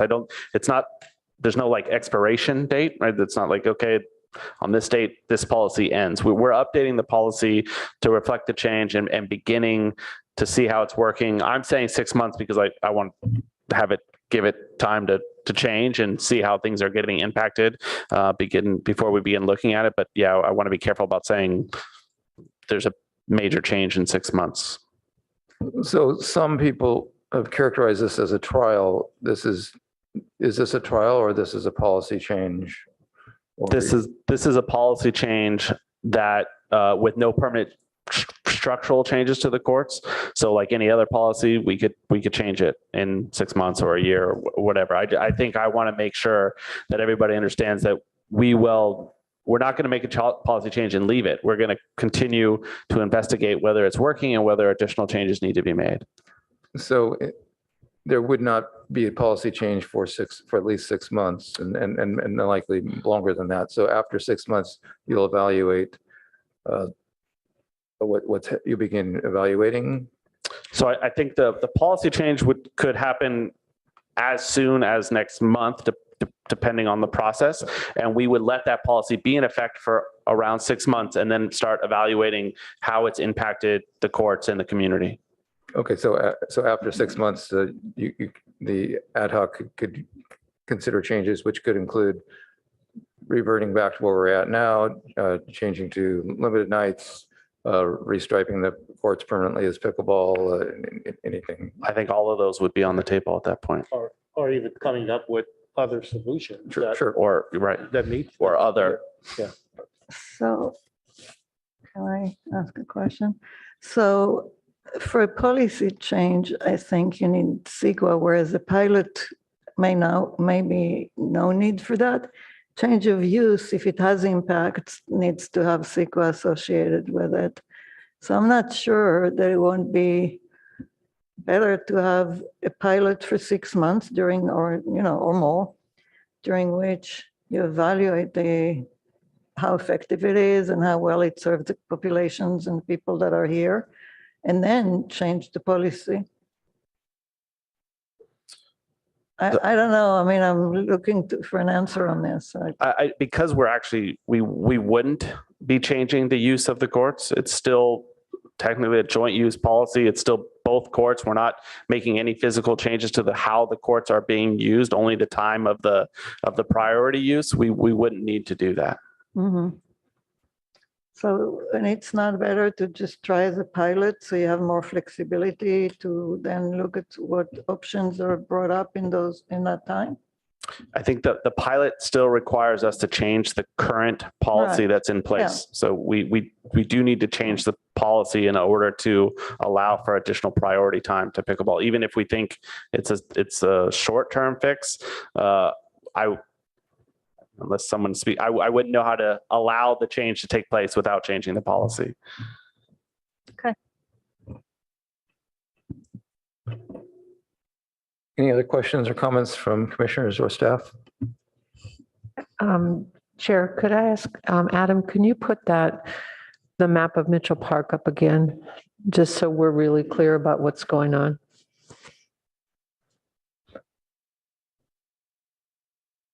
This one? Yeah, that's exactly the one that I want, and just go through and show where the tennis courts are and where the pickleball courts are. Can you do that with your? Yeah. I think it little bit of a glitch. These are tennis courts 1 and 2, 3 and 4. Right. And then across the creek bed there are the designated pickleball courts here that are new. And these 2 courts on the far right of the picture are currently the joint use courts that are both lined for pickleball and tennis. Great. And what's changing are the joint use courts, the priority on those courts. Yeah. So these 2 courts currently have joint use striping for both sports. Currently, priority is given to tennis, 2:30 to 10, 7 days a week, and pickleball 8 to 2:30. It's split down the mornings for pickleball, afternoons for tennis. And what we're saying is that the priority on these 2 courts would go to pickleball 8 to 10, 7 days a week, but they would not physically change. They would remain dual striped and available to tennis if pickleball weren't on them. Thank you very much. One more question. The temporary nets on the 7 joint use pickleball courts, would those be put away each night and set up each morning? That would be the expectation, away when not being used. Thank you.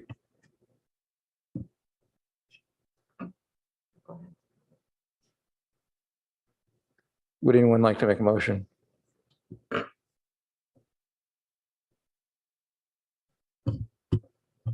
ahead. Do we have a motion, Darren? Yes, you've got the staff motion. What page is it on?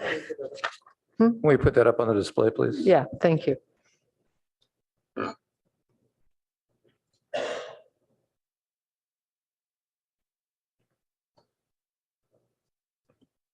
Might be a little hard to see, but the red lined out is the current policy, and we're asking to update that the multi-use courts be prioritized for pickleball 7 days a week from 8 a.m. to 10 p.m. Tennis can use space if vacant, but must surrender space for pickleball play. If someone were to use this as a motion, could we change the word stripped to striped, please? Does that mean that if somebody's playing, they can finish their game, or do they have to leave right away? We ask that the community allow people to finish their play. Okay.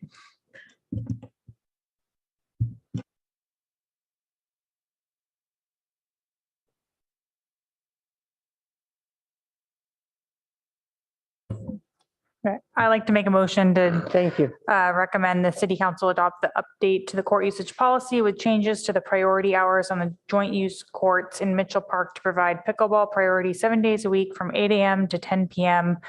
with reporting beginning back in, or sorry, what was it? The 6 months will begin to reevaluate the policy. I'll second it. Thank you. We have a second. And is the policy available to display?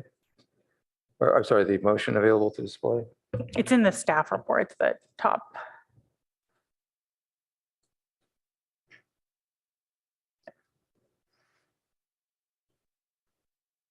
Can you please repeat the 6-month timeframe Yeah, that you sorry, added Darren, that I'm day? just checking your comments with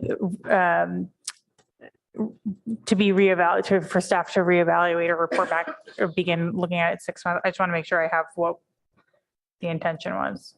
Yeah. How would you like it phrased? So you can comply with. Yeah, I would say we begin reevaluation. in With 6 staff months. to begin to reevaluate court usage in 6 months. Could you say ongoing?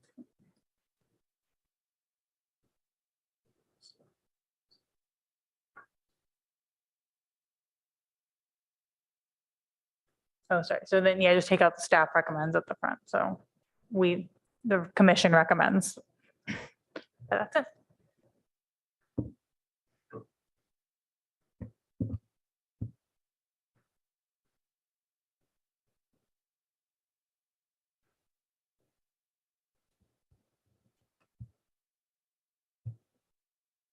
Recommend. My only suggestion would be to begin in 6 months, not necessarily to be finished or. Correct, to begin in 6 months.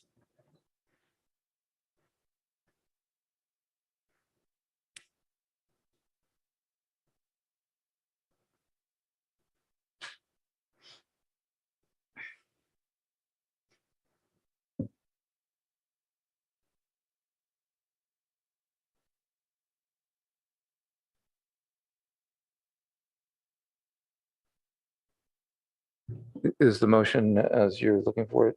No. Yes, that looks good. Do the maker and the second of the motion have anything they would like to say to their motion? Would you like to speak to it? No additional comments.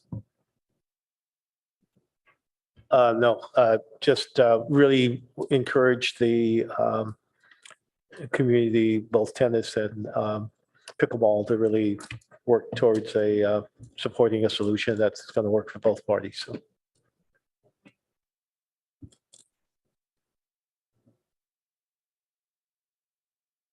So do we want to say anything about the creation of the racket court advisory group within the motion? I personally don't think it needs to be in the motion. It's been clear in the staff report, and I think that's more implementation level with staff. Okay, so this will be included in the staff report, information that goes to city council when considering this motion.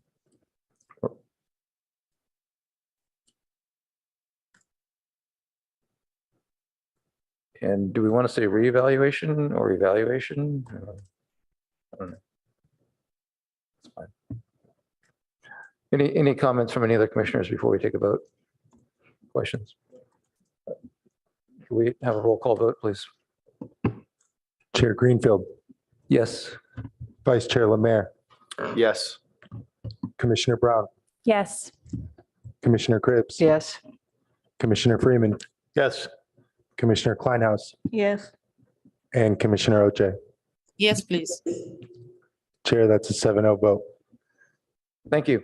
Appreciate everyone's efforts on this item.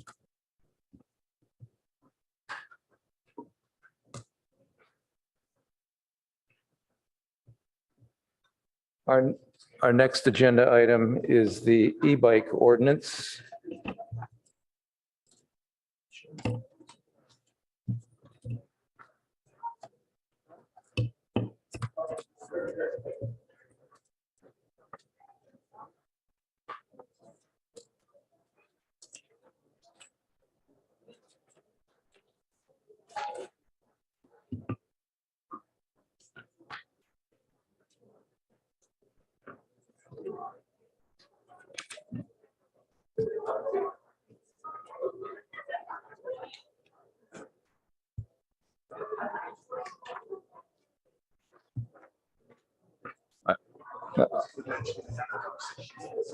I also want to It's an idea.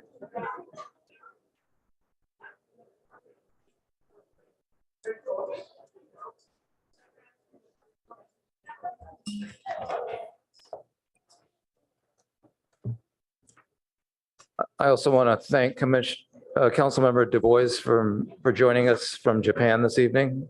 We appreciate you taking the time to sit in with us.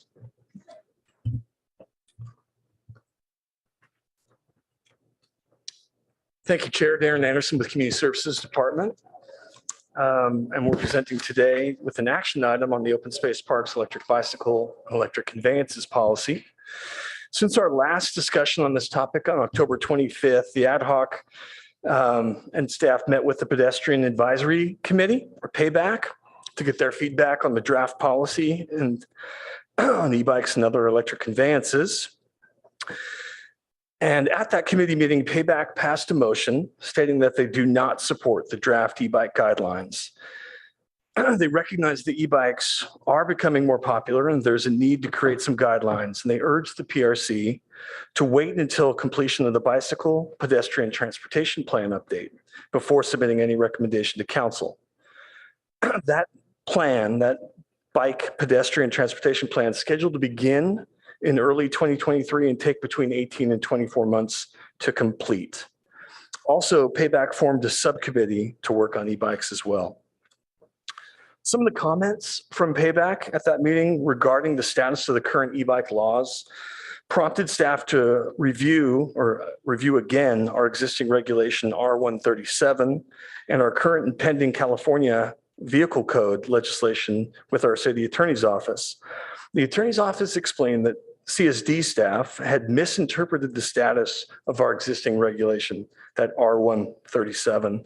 The regulation, which staff had thought still prohibited e-bikes on trails, became obsolete with the California Vehicle Code 21207 when that took effect.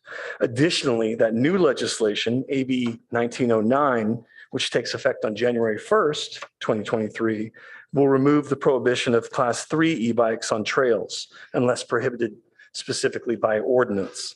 So that means Class 1 and 2 e-bikes are currently allowed on open space and park trails, except for Foothills Park, where no bikes are allowed on trails. And on January 1st, 2023, Class 3 e-bikes will also be allowed on those same trails.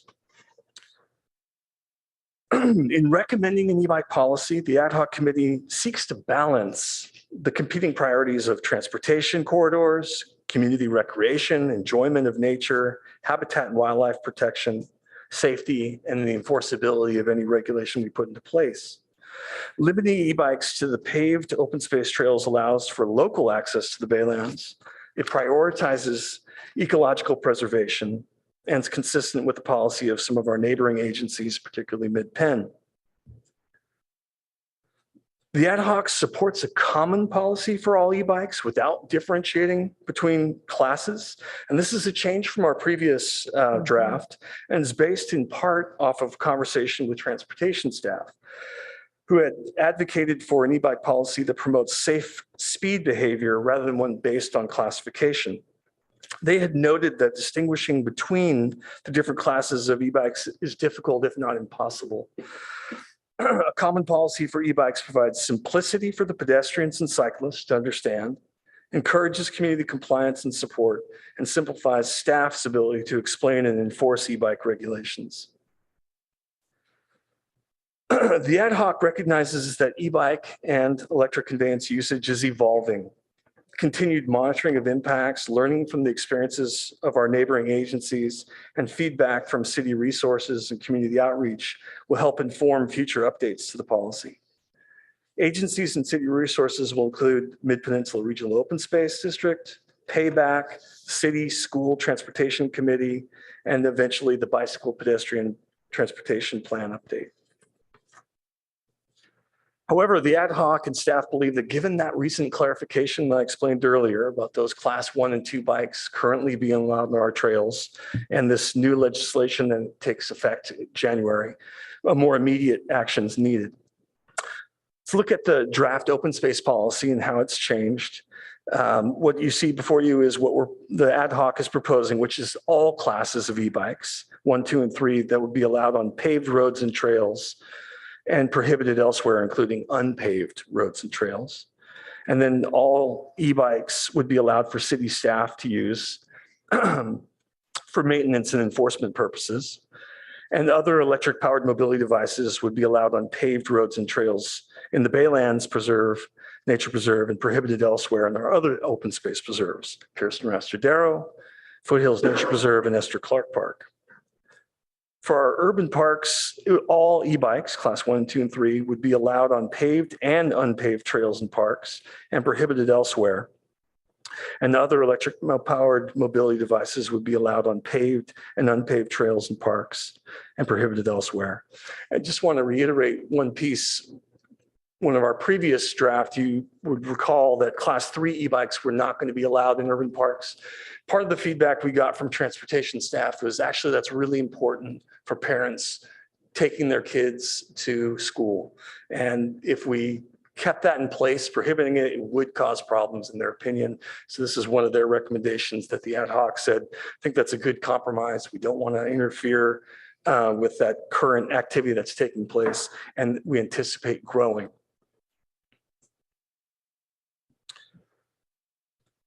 So this is the recommendation from the ad hoc. We recommend that City Council adopt an update to Ordinance 2202-220, and that the city manager approve an update to the Parks and Open Space Regulations, R118 and R137. I've got another slide that just shows those two changes, and that's the Ordinance 220. And it's a minor change where electric bicycle or e-bike was added, and including coasting devices. And then this is the R118 regulation. It's rather lengthy, and this was in your packet, but it essentially encapsulates the same thing we just talked about, those draft policies for open space and for parks, and just shows where the different classifications can go. And this is the definition section of that same regulation. The next steps in the process would be, if you choose to make this recommendation and City Council were to adopt the change, the ordinance would become effective 31 days after the second reading. If it were an emergency ordinance, it would take effect immediately upon adoption. And then the update to the Parks and Open Space Regulations would become effective at the same time as the ordinance upon adoption by the city manager. We would love to keep communicating with Payback. They formed the subcommittee. I had hoped to meet with them, with staff and our ad hoc before this meeting, and I failed to set up the meeting in time. I understand Chair was able, some of our ad hoc was able to meet with Payback just today. And so Chair, I think we'll share a little bit of that conversation. And then of course, we would love to meet with the City School Transportation Committee sometime very soon too. And just a closing thought on that is, this is an evolving policy because it's an evolving sport recreation activity. E-bikes will continue to adapt and grow and change. And it'll be incumbent upon us to track those changes and come back to the commission with updates, with feedback from all the groups I just mentioned. And Chair, that concludes the staff presentation. Thank you, Darren. I'd like to invite any members of the public with us via Zoom who would like to speak to raise their hand. And you'll get an opportunity to speak in a few minutes. First, I wanted to give the ad hoc an opportunity to talk a little bit about further about the policy change that we're recommending. And I'd like to start by just saying a little bit about how we got here. And our intention had been, after discussing this item last month at our October meeting, our intention had been to return to the commission with an action recommendation in December. This is an action recommendation today. We're coming back at an earlier date. It's been frankly a bit of a rush, but this is based on the feedback that we got from Payback, the Pedestrian and Bike Advisory Committee, regarding the applicability of our current regulations. So roughly 2 weeks ago or so, if someone had gone into the gone to a ranger at Arasteo Preserve or at Baylands and asked if e-bikes were permitted, they would say no, because there was a regulation in place that says that motorized vehicles are not permitted. We now understand that e-bikes, based on a California Vehicle Code change, are not considered motorized vehicles. The class 1 and 2 e-bikes are not considered motorized vehicles. Therefore, effectively, class 1 and 2 e-bikes are now permitted everywhere that bicycles are permitted. And beginning on January 1st, new legislation reclassifies class 3 e-bicycles or e-bikes to be also not motorized vehicles, basically making them similar to class 1 and 2. And that's the reason that we're coming forward more quickly. We do appreciate the need to work in conjunction with other efforts going on in the city that are directly pertinent. The pedestrian and bicycle transportation plan update is important to consider. However, it doesn't feel realistic to wait 18 to 24 months to come back with a recommendation. So we're looking to propose something that's simple and straightforward, easy to understand. As Darren highlighted, we don't have enforcement available for this, so we need to focus on encouraging compliance and community support, and frankly, building a culture of compliance with a policy that the community will accept. We were able to meet with transportation staff prior to putting the packets up. We were trying to reach with Payback. Excuse me, we're finally able to meet with Payback this afternoon, and appreciate the opportunity for Commissioner Freeman and I were able to join in on the meeting.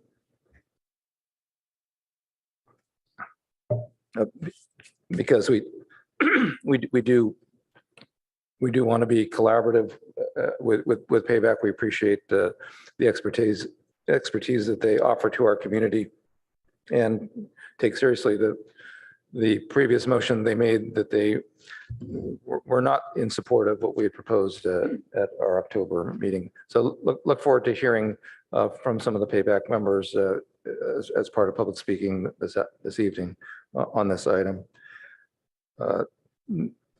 Melis or Shawnee, would you like to add anything?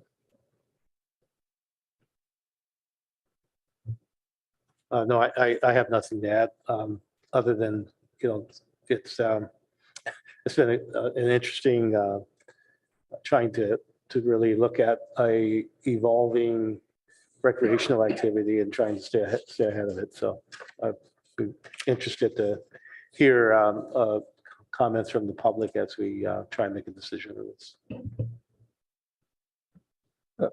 Thank you. One more thing I would add is the recommendation that we're making is again focused on simplicity. It is a significant change that we're looking to permit class 1 and 2 and 3 e-bikes on paved trails in parks. That's a change, or that we're classifying class 3 along with class 1 and 2. And as far as what we're doing in the open spaces, what we're really doing is returning the policy for the time being to be what staff understood the policy to be a few weeks ago. And if we are to move forward with opening unpaved trails at open space areas to e-bikes, we have some work to do. I think there's viable considerations, and I think that all of the open space areas don't necessarily need to be considered the same, but we need improved signage. We need an opportunity for education. We need to give staff time to get things set up. It sort of reminds me on one level, similar to how Foothills Nature Preserve was opened up very quickly and was a significant burden for staff to deal with at the time, based on the timeline associated with the change. And I don't think this is on the same level of magnitude, but I think it is similar in terms of the impact that will have to staff that's already working below their optimum levels right now. With that, it looks like we have 6 hands raised. Jod, will we go in the order that I'm seeing on the attendee list? Or do you have this? Okay, we'll give each person 3 minutes to speak. And if you can limit your time further by referring to comments by previous speakers, please do. And after this, we'll cut off accepting new speakers after the second speaker. So Paul, 3 minutes, Paul Goldstein, followed by Ronnie Fisher. Hey, can you hear me? Yes, go ahead. Thank you. Okay. I'm Paul Goldstein. I'm a member of Payback. I have been on the ad hoc committee for Payback. I want to thank you on both Chairman and Member Nellis for meeting with us this afternoon. As staff has pointed out, there's been some discussion about the need for speed in getting this ordinance passed. However, there has been a misunderstanding. The only change that is now going into effect in the law affects Class 3 e-bikes, which are now grouped with Class 1 and 2 e-bikes. By default, they would be allowed on any trails where the bikes are currently allowed. As has been mentioned, right now in the Baylands, contrary to your understandings, by law and by ordinance, bicycles are allowed and e-bikes are allowed, but Class 3s are not allowed. As of January 1st, Class 3 e-bikes would be legal. But this is a pretty minor change and is not deserving of a rushed process. My main disagreement with the proposed policy is the prohibition of e-bikes in the Baylands. Bikes and e-bikes are currently allowed. I suggest we continue to allow these bikes in the Baylands and monitor the use to see if there are any problems. By the way, I have no problem with rules that regulate dangerous or bad or impolite behavior, which I think is the main issue that we have. We are currently beginning the process to update the bicycle and pedestrian transportation plan. I suggest we delay any bicycle prohibitions until we complete this update, that we monitor the usage and that we use that information to form a policy in due course. Thanks. Thank you very much. Thank you. Our next speaker will be Ronnie Fisher, followed by Susan Desjardins. Good evening, Chair Greenfield and Commissioners. My name is Ronnie Fisher, and I am the Environmental Advocacy Assistant for the Santa Clara Valley Audubon Society. Our organization urges you to uphold the ad hoc committee's recommendations to prohibit all electronic bicycles on unpaved trails in Palo Alto's nature preserves. E-bikes and other assisted mobility devices increase environmental harm in ways that may not be perceived by humans. According to Lynn Trulia from San Jose State, birds, especially small birds such as snowy plovers, will fly on average 145 feet from their nests after sensing a perceived threat. This is a waste of their energy and body heat, and also subjects them to predation.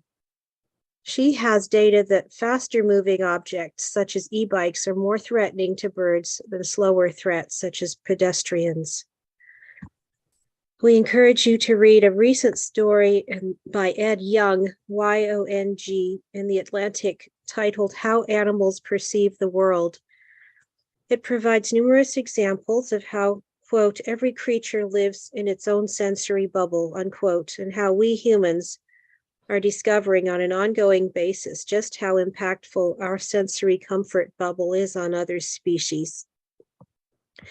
As people encroach into animals' habitat, we bring in a noisy, smelly, shaky, perilous environment that may cause their displacement, disconnect movement patterns, and increase habitat segmentation.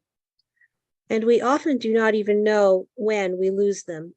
They are extinguished and we go on.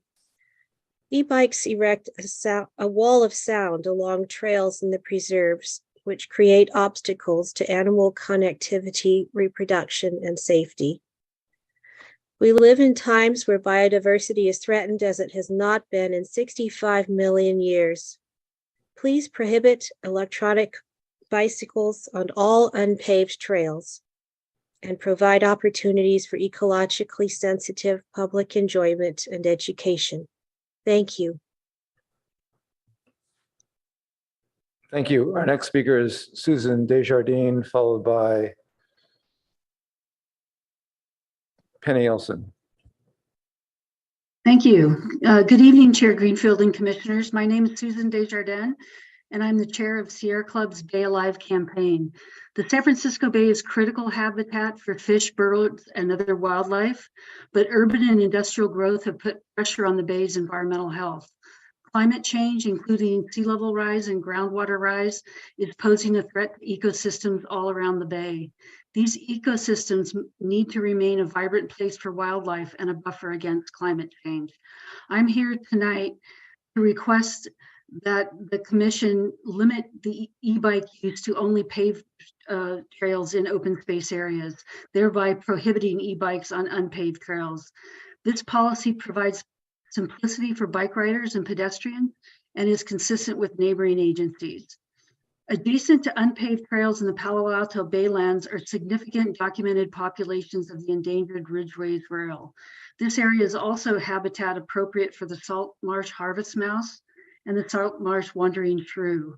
In addition, areas adjacent to the Bay Trail provide high tide refuge for many other species of birds and animals. It is critical not to degrade these habitats with high speed and or noisy vehicles on trails. It's unfortunate to find out that no funding is available for enforcement, so it's doubly important that adequate signage for e-bike restrictions and speed limitations be provided, both on this in the Baylands and on the city's website. Thank you for the opportunity to speak tonight. Thank you. Our next speaker is Penny Elson, followed by Arthur Lieberman.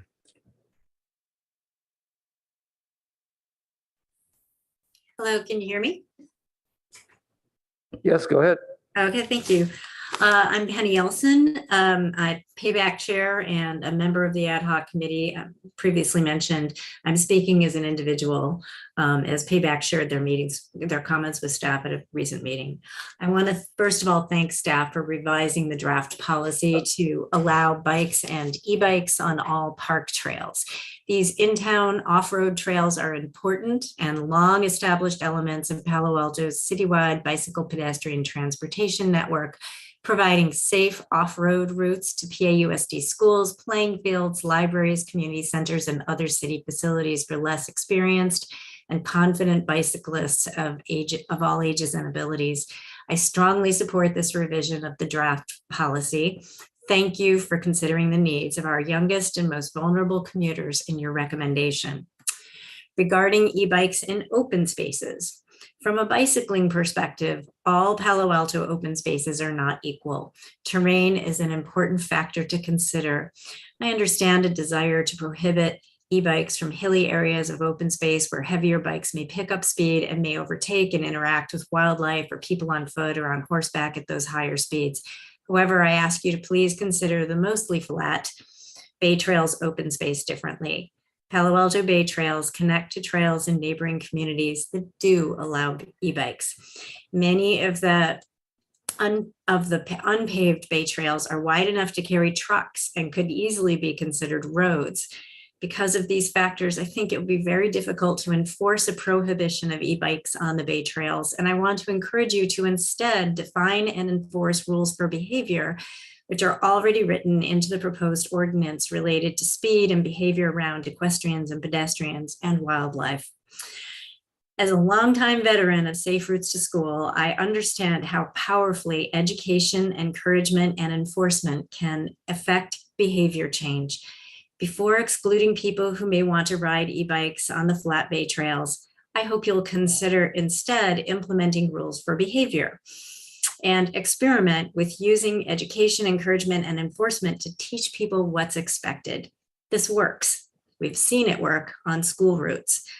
I worry that prohibiting e-bikes at this early stage will eliminate the opportunity to experiment with these other known effective tactics, and we may never regain that opportunity which the state of California has given us. I view the imminent December City Council action item as premature. Sufficient outreach hasn't been done. I don't know what the majority of Palo Altans think about this issue. Given the outreach that's been done, I'm not sure PRC can either. And I also don't see the urgency that compels pressing forward so quickly on this, especially when it may eliminate other attractive options I've mentioned. Please consider waiting to make a decision regarding Bay Trails. Thank you for your consideration. Thank you. Our next speaker is Arthur Lieberman, followed by Eileen McLaughlin. Thank you. My name is Arthur Lieberman. I'm also a member of Payback and also of this committee on Payback to examine e-bikes. Chair, I'd like to thank you for your work and all the other members of the ad hoc and the staff working on this very difficult issue, which has competing issues, competing demands. In my mind, there are two key features behind the staff recommendation. The first is the wish to treat all the open space preserves the same way, but the Baylands is different from the other Palo Alto open space preserves. The Baylands are flat and very different in terms of terrain. The character of the unpaved trails in the Baylands also is very different from the preserves in the hills. The Bayland trails are really wide gravel roadways. Let me point out to you that the Mid-Penn district itself treats its open space preserves differently when it comes to allowing dogs off leash and also when it comes to e-bikes. Mid-Penn allows e-bikes in the Ravenswood Preserve that borders the bay. E-bikes are not only allowed on the paved part of the bay trail there, but also on a half-mile unpaved section. The unpaved section is essentially identical to the Adobe Creek Trail or the unpaved section of the San Francisco Creek Trail in the Baylands. It's flat. It's also constructed of compacted gravel.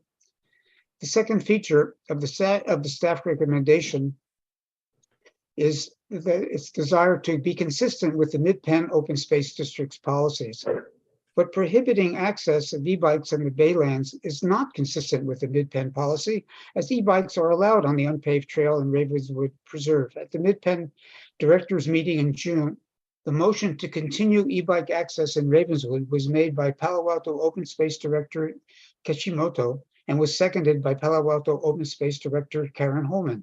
And there was no mention in the discussion of any environmental or ecological damage caused by e-bike riders. At that meeting, when the directors voted on whether to expand e-bike access, Director Kishimoto said that there was not much difference in the results of the pilot program between e-bikes and regular bikes. The big decision, she said, was to allow bikes on trails. And as you know, bicycles have been allowed on unpaved trails in the Baylands for years. So please reconsider the draft open space e-bike policy. The Baylands is like Ravenswood. Prohibiting e-bike access on unpaved trails in the Baylands would mean that Palo Alto's regulations would not be consistent with those in the Mid-Penn Open Space District. Please modify your recommendation to allow e-bikes in the Baylands unpaved trails, or else create a pilot program that would allow e-bikes there for an evaluation period where the issues can be examined and the behavior of bicyclists and e-bikes can be evaluated carefully. Thank you. Thank you, Eileen McLaughlin, followed by Mike Ferrara. Good evening, Chair Greenfield and members of the commission. I am Eileen McLaughlin, representing the Citizens Committee to Complete the Refuge. We support the recommendations of the ad hoc committee regarding e-bikes and thank the committee and staff for all the effort that has gone on. It is important, too, that you act now. I do wish to mention several important factors. Early last year, I attended a Palo Alto webinar called Balancing Public Access and Habitat Enhancement at the Baylands, prepared by staff working on the proposed horizontal levee. Speakers highlighted local scientific studies of the reactions of wildlife to human activity on trails. As you have already heard from our previous speaker, there's a direct relationship between human presence, their actions, with avoidance behavior by wildlife in the vicinity. These lessons apply to considerations regarding e-bikes and other electric transportation modes that we're talking about here. There is a need to take all due precautions for both people and wildlife sharing these spaces. So limiting to paved roads and trails is part of that. The ad hoc recommendation included a statement, though, encouraging disabled persons to come forward with any concerns. I am not such a person, but I have accompanied a person in a wheelchair on trails. Possibly some of you had the same experience. You may then know how uncomfortable it can be when a rude bicyclist flies by. There needs to be a much greater emphasis on the safe speeds, requirements than on any specified speed as currently stated as 5 miles per hour. I'd eliminate that. I don't know the history of Palo Alto's trails, but some trails certainly were paved in order to provide ADA access. Just keeping bikes on paved trails may not be in the best interest of individuals covered by ADA regulations, nor others who are simply, slowly, casually enjoying the open space. I leave you with a question. Do you think the recommendations are adequate for those situations? Thank you. Thank you. Next up is Mike Ferreira, followed by our last speaker, Dashiell Leeds. Good evening, Chair and Commissioners. I am on the executive committee of the Sierra Club, and I also happen to be in attendance at the MROSD meeting that was referenced by an earlier speaker. And I have a bit of a different recollection of how the motions and seconds proceeded. And I think that it was wise that MROSD, with the exception of one trail, limited e-bikes to paved trails. I have to tell you that personally, I have not returned to the Bay Trail in years because I found it irritating, to say the least, to have to deal with the speeding bikes or being shouted at to get out of the way for the speeding bikes. Those are just bikes.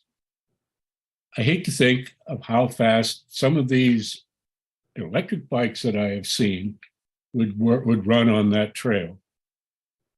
It's almost as though we need to be trying to envision different trails for different folks. That whenever we plan a trail, we have a pedestrian trail where, as one speaker referenced, wheelchairs might be able to progress, and another trail where people can speed along and enjoy their speeding rather than the environment. But I'm sure we can't get there for a lot of good reasons. Nonetheless, one of the things that MROSD did do was they did a lot of environmental studies before they did even what they did. And those environmental studies are what prompted them to have caution. There are species that are affected by sounds that you and I can't hear. And I don't think there's been any analysis of that impact for electric bikes on the trails that you're thinking about. I think it's much better to proceed as you previously decided and ask for environmental data, credible environmental data, before you go any further. That's a perfectly legitimate. There is no fiat from the state that says you can't examine environmental data, and I highly recommend that you do so. Thank you. Thank you. And our final speaker, Dashiell Leeds. Hello, my name is Dashiell Leeds, and I'm the conservation organizer for the Sierra Club Loma Prieta chapter. I'd like to support the comments of Mike, Eileen, Susan, Ronnie, and those who have previously commented in support of protecting ecosystems. These policies present a good balance between ecological protection and recreational access and allow commuters to use the Bay Trail. We support the recommendations of the PRC Electric Conveyances Policy Ad Hoc Committee. please recommend that council adopt the ordinance and regulation on electric bicycles and electric coasting devices. Habitat monitoring is important. Palo Alto should maintain a science-based approach to trail policy management to ensure that ecosystems are protected. Thank you. Thank you, and thank you to all the speakers who joined us this evening. We appreciate your input and taking the time to share it with us this evening. I didn't previously offer commissioners an opportunity to ask clarifying questions of staff. Nobody blurted out any, but are there any at this point in time? I might just, Jeff, go ahead. Sure. Darren, have bicycles always been allowed in the Baylands? Regular bicycles? Yes.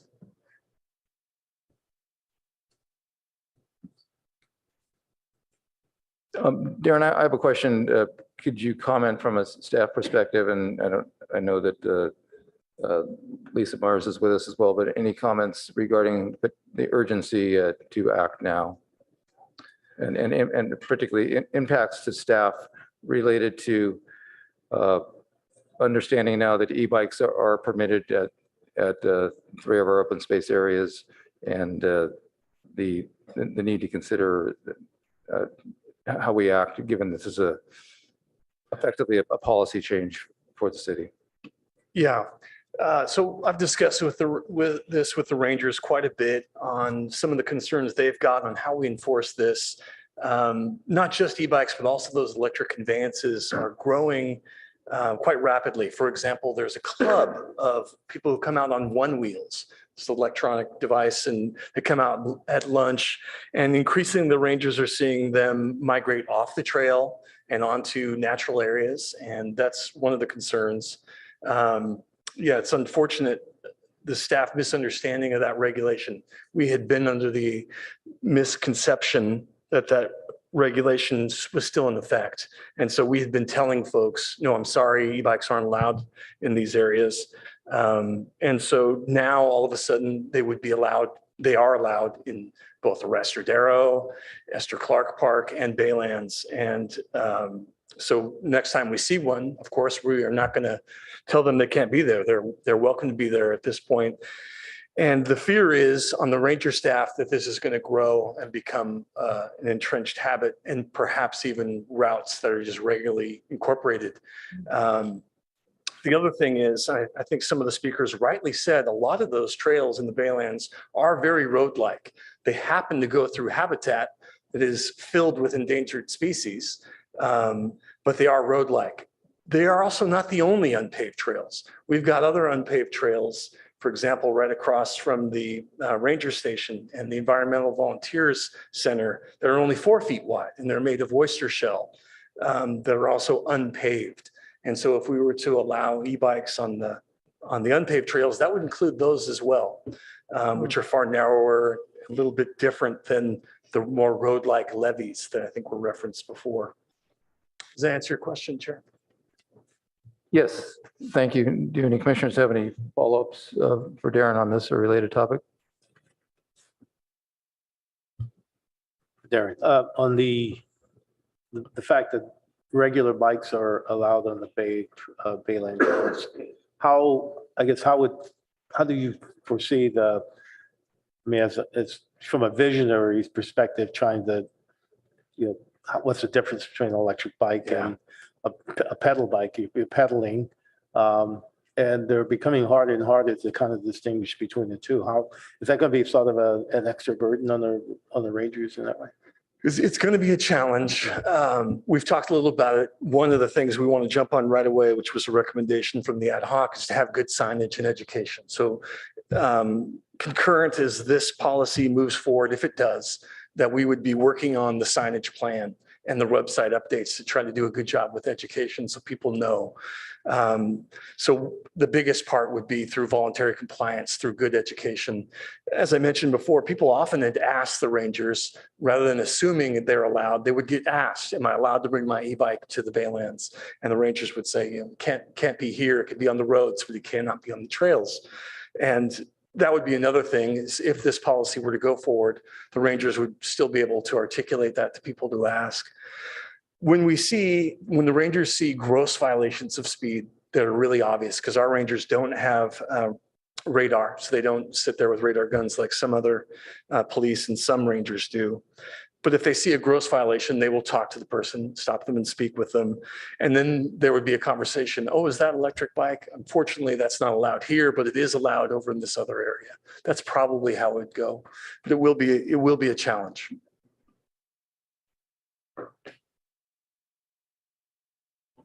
Thank you. Would any members of the ad hoc like to speak before we go to the other commissioners?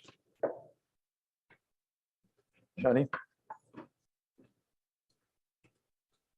Science-based decisions are important. In the webinar or the seminar that Palo Alto hosted, that was referred to by one of the speakers, I think it was in January, and it's called Balancing Public Access and Habitat Enhancements in the Baylands. One of the first things that came up was that people don't understand their own impacts, and everybody thinks somebody else has impact, but they don't. And that was part of the talk by Lynn Trulio. There are other people who spoke about the endangered species. I think that was Phil Higgins, who works at Shoreline Park, talked about the endangered species and how difficult it is to keep people away from interfering with them, not even knowing what they're doing, or knowledgeably sometimes because they want a really nice, cute picture of an endangered bird.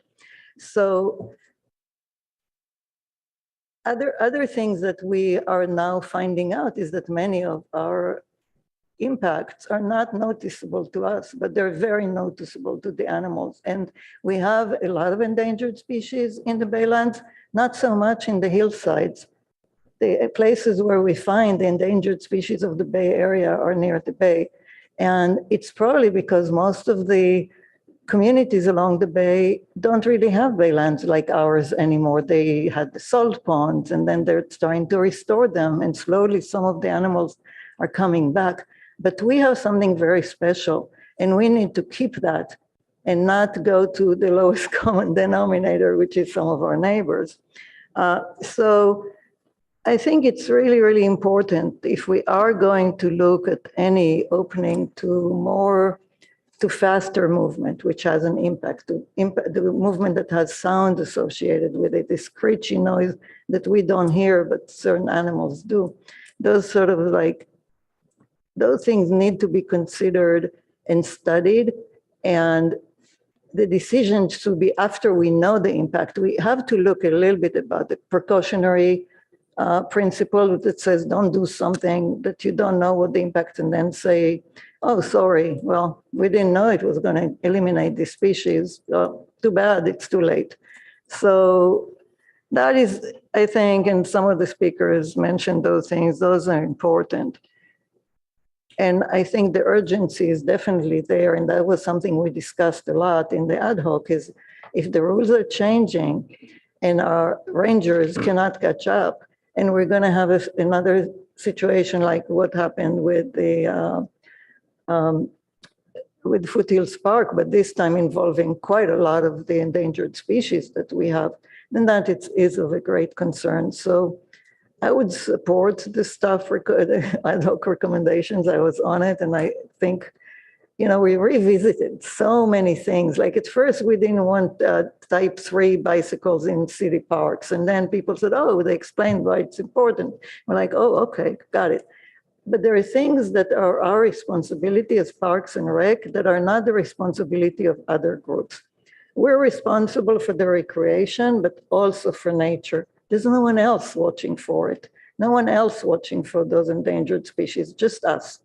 And so I think it's incumbent upon us to strike the balance that allows the commuters to use the Bay Trail where it's paved, allows bicycles at this point that are not motorized and not electric continue to use some of the facilities. And maybe we should look at that too, especially at the Rastradero. So this is what I think. We need to take care of nature. Thank you. Thank you. Commissioner Freeman? Yeah, this was sort of a hard one. And I know we we went back and forth on a lot of different things, understanding the different classes and, do you prohibit certain classes and allow other classes and looking at the trails and parks. At the end of the day, it all comes down to people being responsible. And this is where, the safety concerns come into play. And, there's, I guess the one challenge is trying to make it easy on our rangers and staff and enforcement. But we also know there's a big growth in these electric conveyance vehicles, and that's going to get bigger over time. So we're trying to, a couple of speakers have talked about the urgency of, why do we have to do anything now? Not doing anything probably makes it worse going forward. I think we have to look at this from the perspective that it's a recreational technology that's changing quicker than we can think about. And so having something in place that we know is evolving might be the best way to go. But the biggest thing is getting the right documentation in place, signage in place that's very understandable, and at the same time protecting the environment. And so with that, with the current, the way the policy is laid out right now, I fully support that.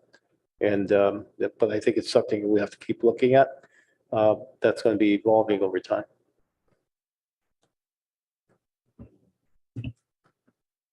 Thank you. I want to just touch on some of the various comments that we heard from the speakers.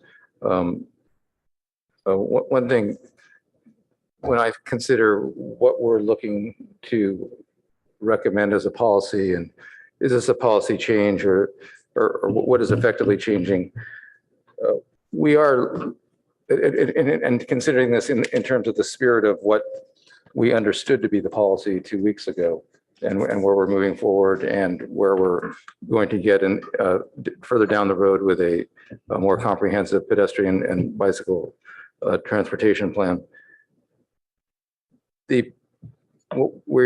For electric bikes in parks, we are officially stating that we want these to be permitted in parks on both paved and unpaved trails. While it's true that they are technically permitted now, the city hasn't, they've been approved by default. And so I think it's important to make a statement clarifying what it is that we're trying to do rather than just going into things through the back door.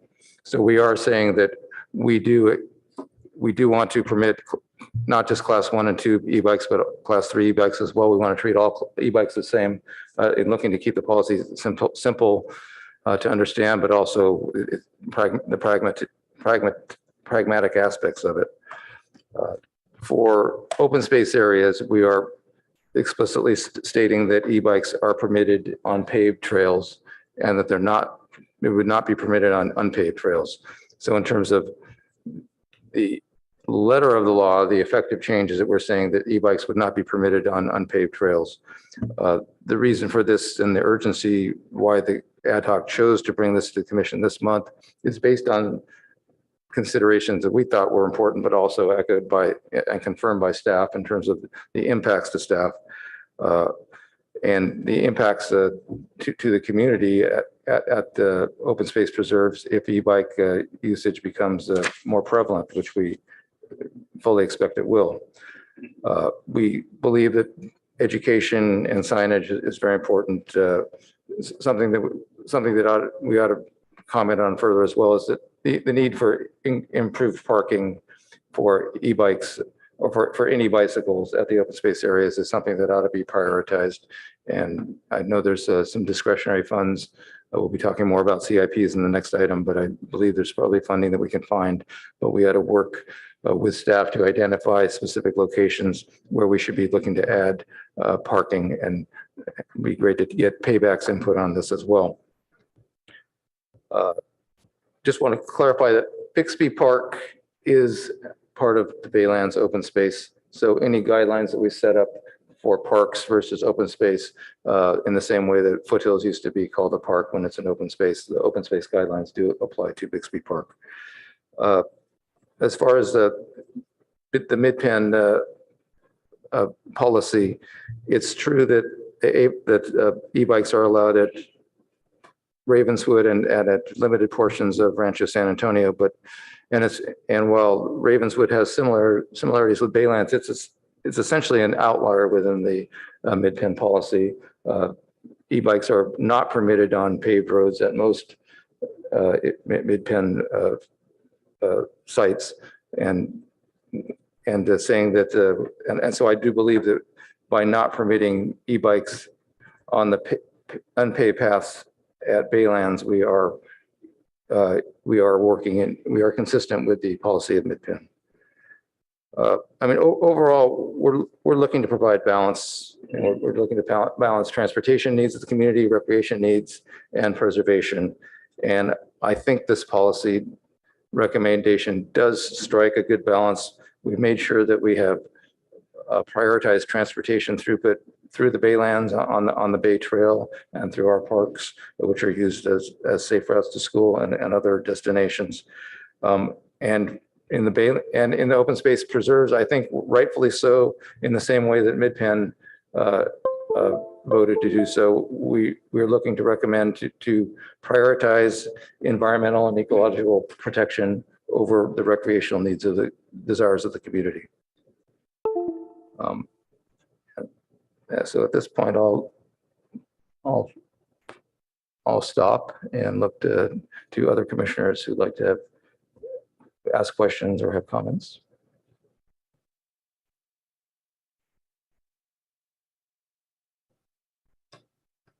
Commissioner Oche, do you have comments or questions? Yeah, I just want to echo what Darren talked about on awareness and signage. I'm wondering, what's the plan in terms of creating awareness and signage? And then I'm not sure if you mentioned anything about the speed. I know one of the speakers, I think it was Otto Lieberman, he talked about speed or safety. I can't remember who talked about safety, if it was Eileen or Otto, but I'm wondering if signage or awareness will also help, as Commissioner Nellis mentioned, that this is a subject that will be evolving, and then how often do we have to review to make sure that we're able to address balance and be able to respond to the community's needs. Yeah, thanks, Commissioner Oche. Regarding the signage, we don't have a plan developed yet. Most of our trailheads is where we have our signage. So you catch people as they first come in to the preserve, as they enter or at a trail. And so that's where we'd look to add right away signage reflecting whatever policy ends up going forward, clarifying which bikes are allowed. Same with the website. We've got trail etiquette signs in some areas, and I think we just need more of them. That was one of the bits of feedback from the ad hoc, is it's too limited. We need to improve on that to make it clear, which helps cut down on conflict between equestrians, bicyclists, hikers. And that will be one way. The speed is also part of that as well. And though we have that in a few places, I think we need to do more with it. And I think we'll work with the ranger staff to come up with a thoughtful layout on where we can get this set up and help communicate these messages better. Thank you, Darren.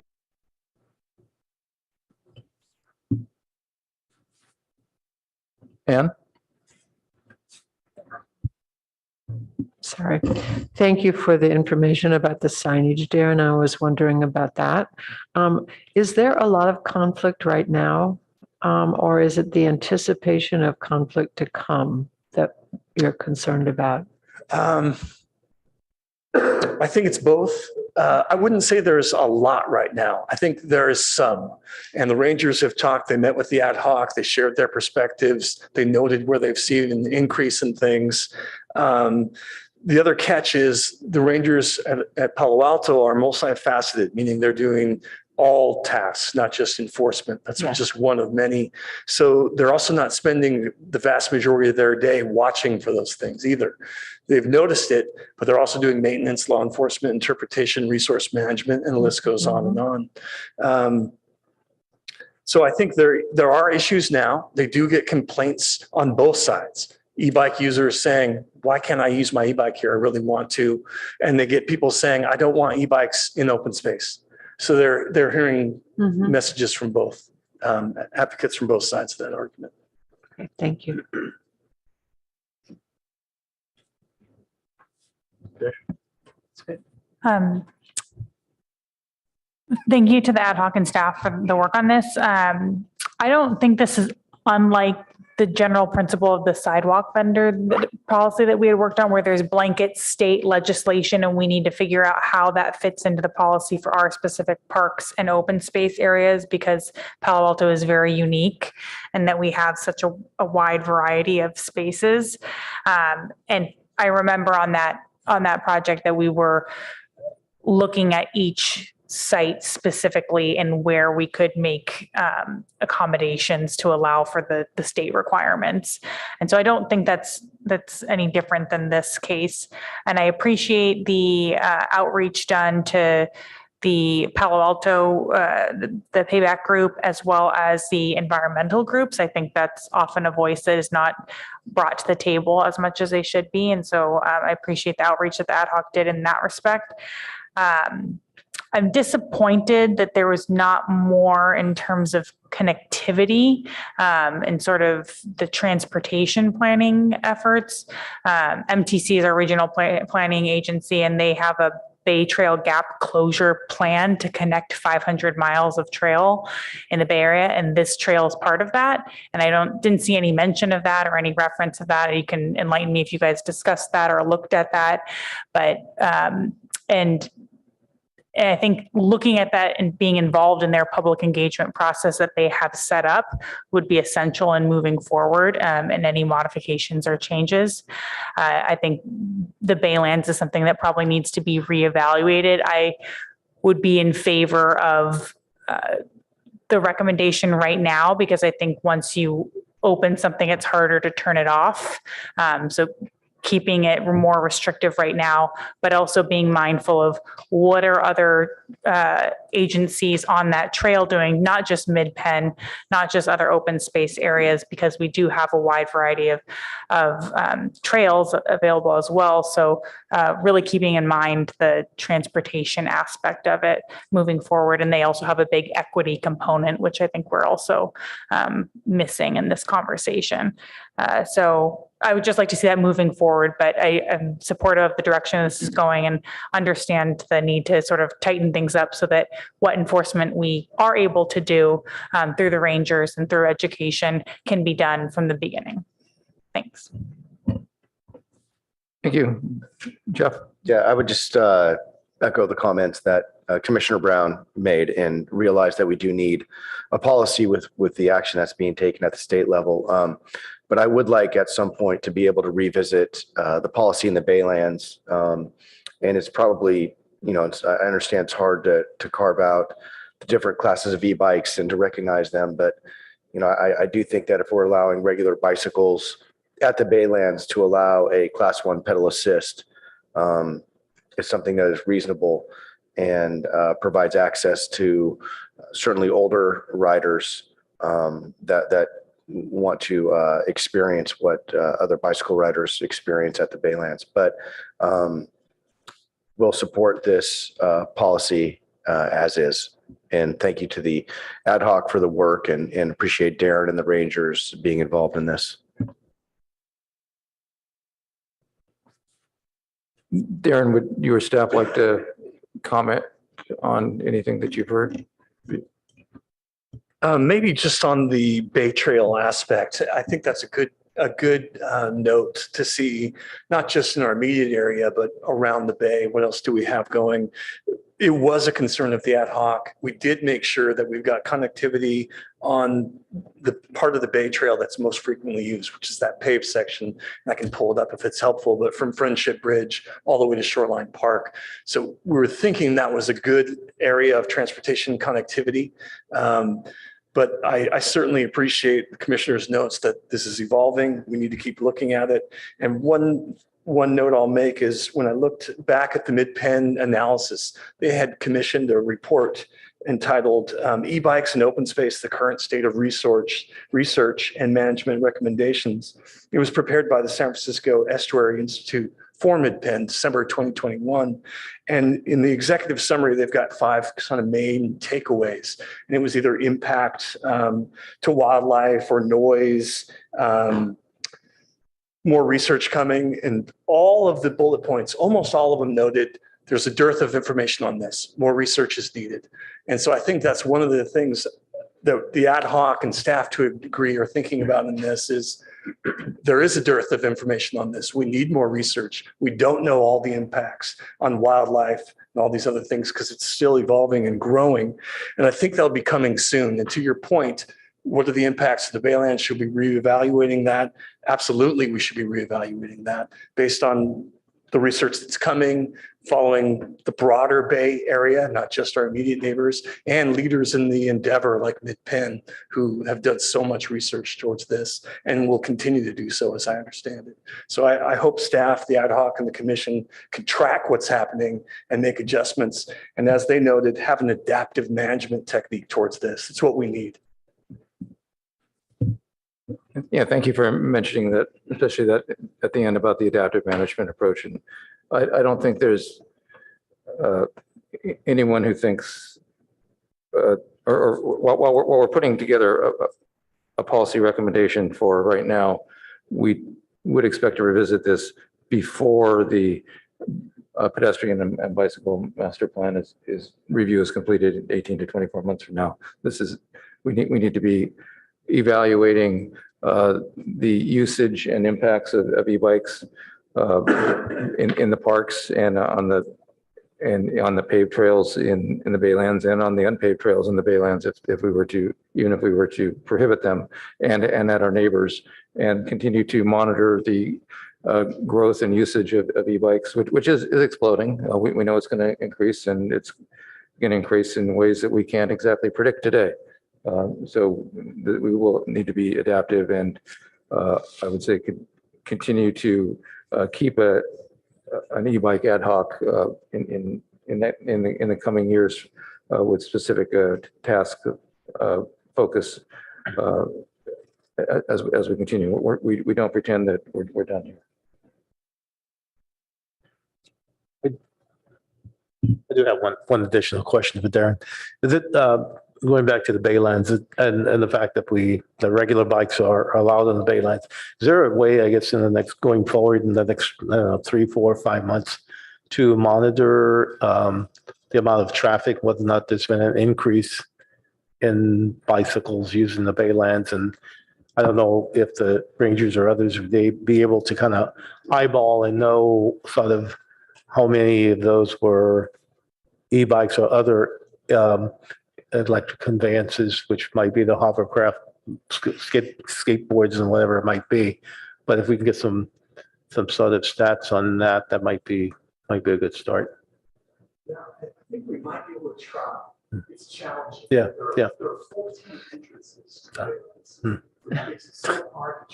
Thank you for that. Sorry. There are 14 entrances to the Baylands, which makes it really difficult to choose a spot and say, I've adequately monitored it without a really big endeavor, which would not be feasible with our resources. We could probably do spot checks and try to extrapolate information from smaller bits of analysis. I don't know how much of value that would be, but it will certainly be a directive to the rangers to be making anecdotal observations, notes to the best they can. And if they think we could do an intercept where they either ask people questions or try to monitor, we certainly will.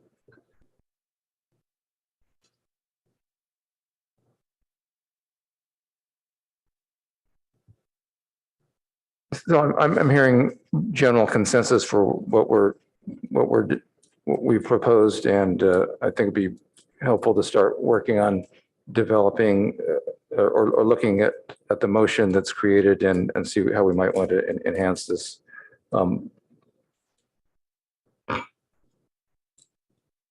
So we have Parks and Rec.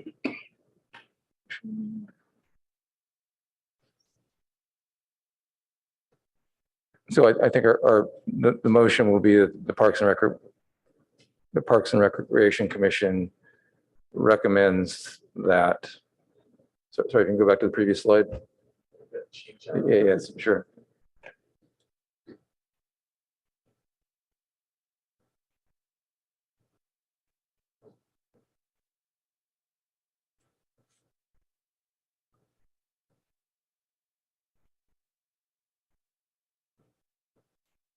And I think I'd like to add some additional language, really pulling from the staff report that, you know, and I'd like the commission to hear this out and comment further, but we also recommend improving e-bike policy communication and education to support this policy recommendation. You can pull this out of the staff report if you want, or you can.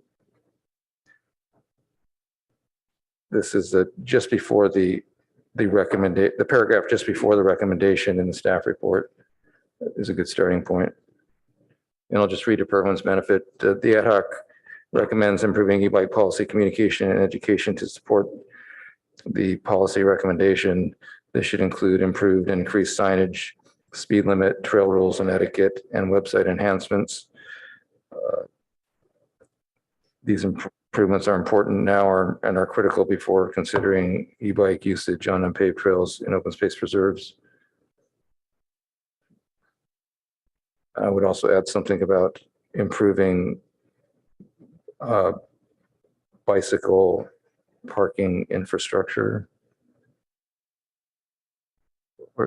Or Darren, do we need to include infrastructure? Is there any other infrastructure improvement that we should be including? And do you think this belongs in the motion? You know, it's already a staff understood task that we want to address and work on. So I don't know that it needs to be, but it certainly could. And as far as other infrastructure related to the bike parking or something kindred to that, I would consult with my colleagues in transportation for the best advice on that and payback too. Okay. Okay. And we do want to include some language, I believe, that regarding monitoring usage and impact of e-bicycles, and something with respect to a highly adaptive management approach.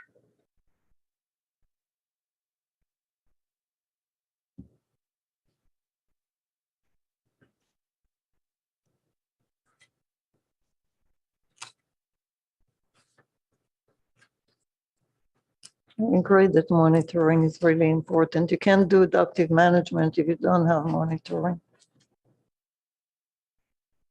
Yeah, agreed. And not only in terms of the use, but also looking at, you know, like unauthorized trails and all of that.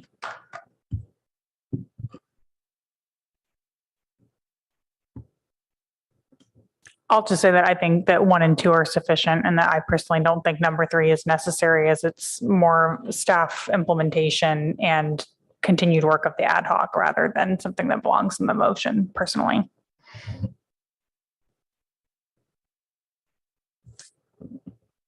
What about including something on, I'm fine with that.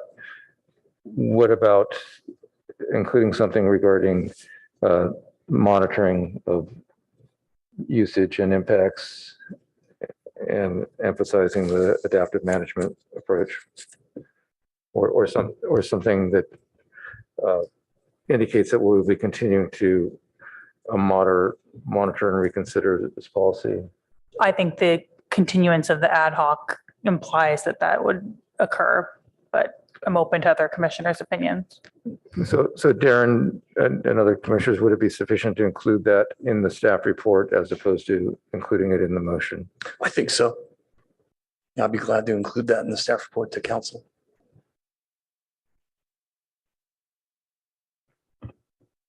Do we need to, I guess, further define coasting devices?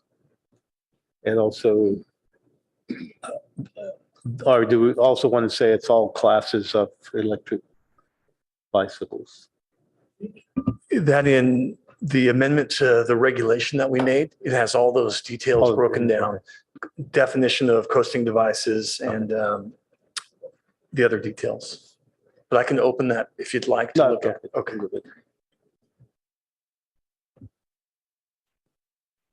And does anyone have any comments regarding the proposed language for changing the ordinance or the regulations?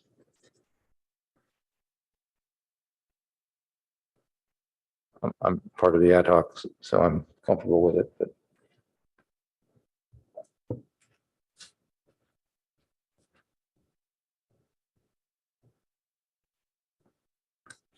Okay, then regarding point number 3,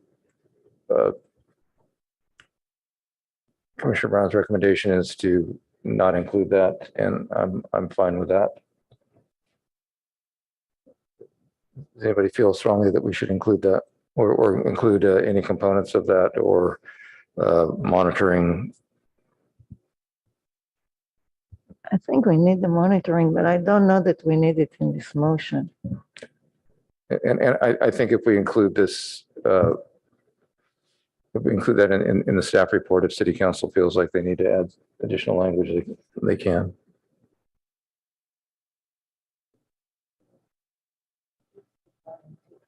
Okay.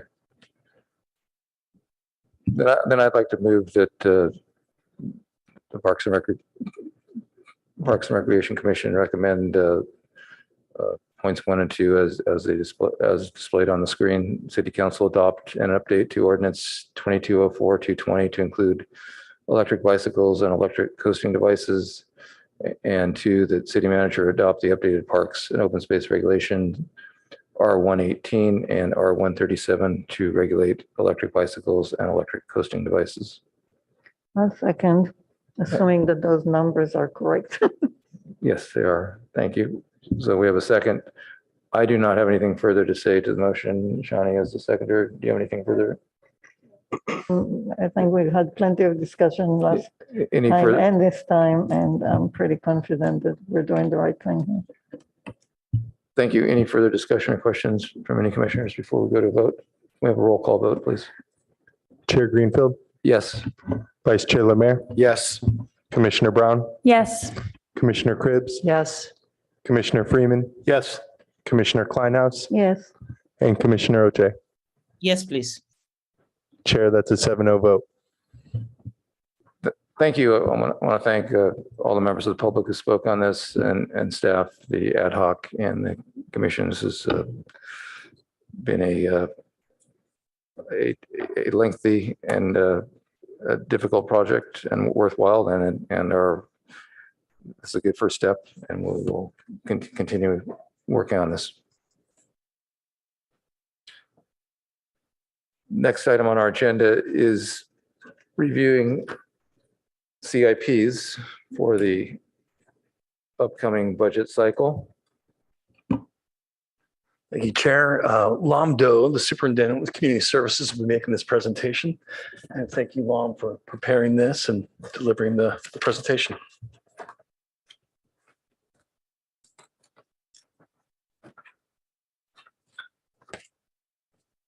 Give you 1 moment to set up, please. Thank you.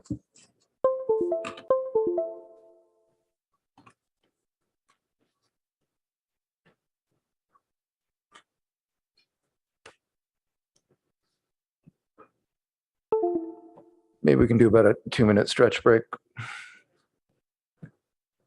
or longer if needed.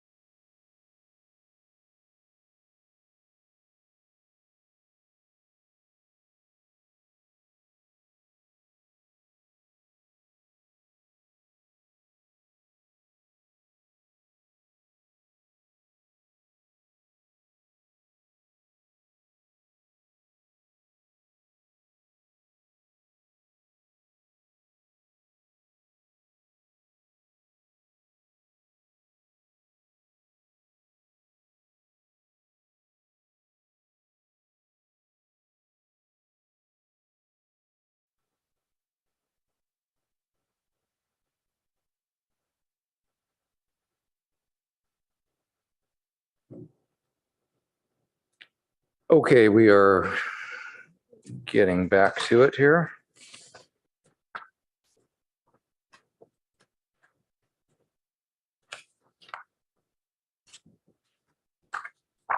Everyone's back. Darren Alam, please go ahead when you're ready.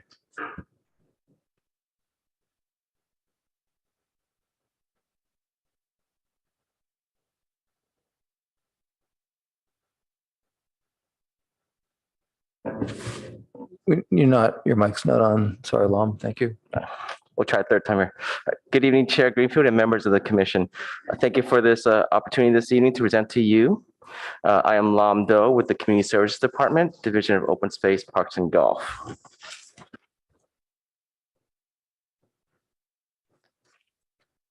This evening, I'm presenting a preliminary list of capital improvement projects under consideration by the department, and this presentation is to supplement the staff report. For this presentation, staff is seeking the commission's feedback on projects presented, prioritization of these projects, and an assessment for any missing projects not listed, which should be considered. For first-time commissioners and for members of the community, I'd like to start with going over some key criteria to establish a capital improvement project and provide an example. CIPs in general need to extend the life of an existing asset or provide a new functional use to the asset. Ideally, we would like to have a useful life at least 5 years. And there's also a minimum threshold for the budget or the cost to be $50,000 or more. When projects that are in need but are under $50,000, those typically do not fall under the CIP category. Instead, they're addressed in the operating budget instead. And then collectively, CIPs, when they are proposed, they're proposed as a rolling 5-year plan and presented to the City Council for adoption. The next 5-year plan that we'll be working on, is for fiscal years 2024 through fiscal year 2028.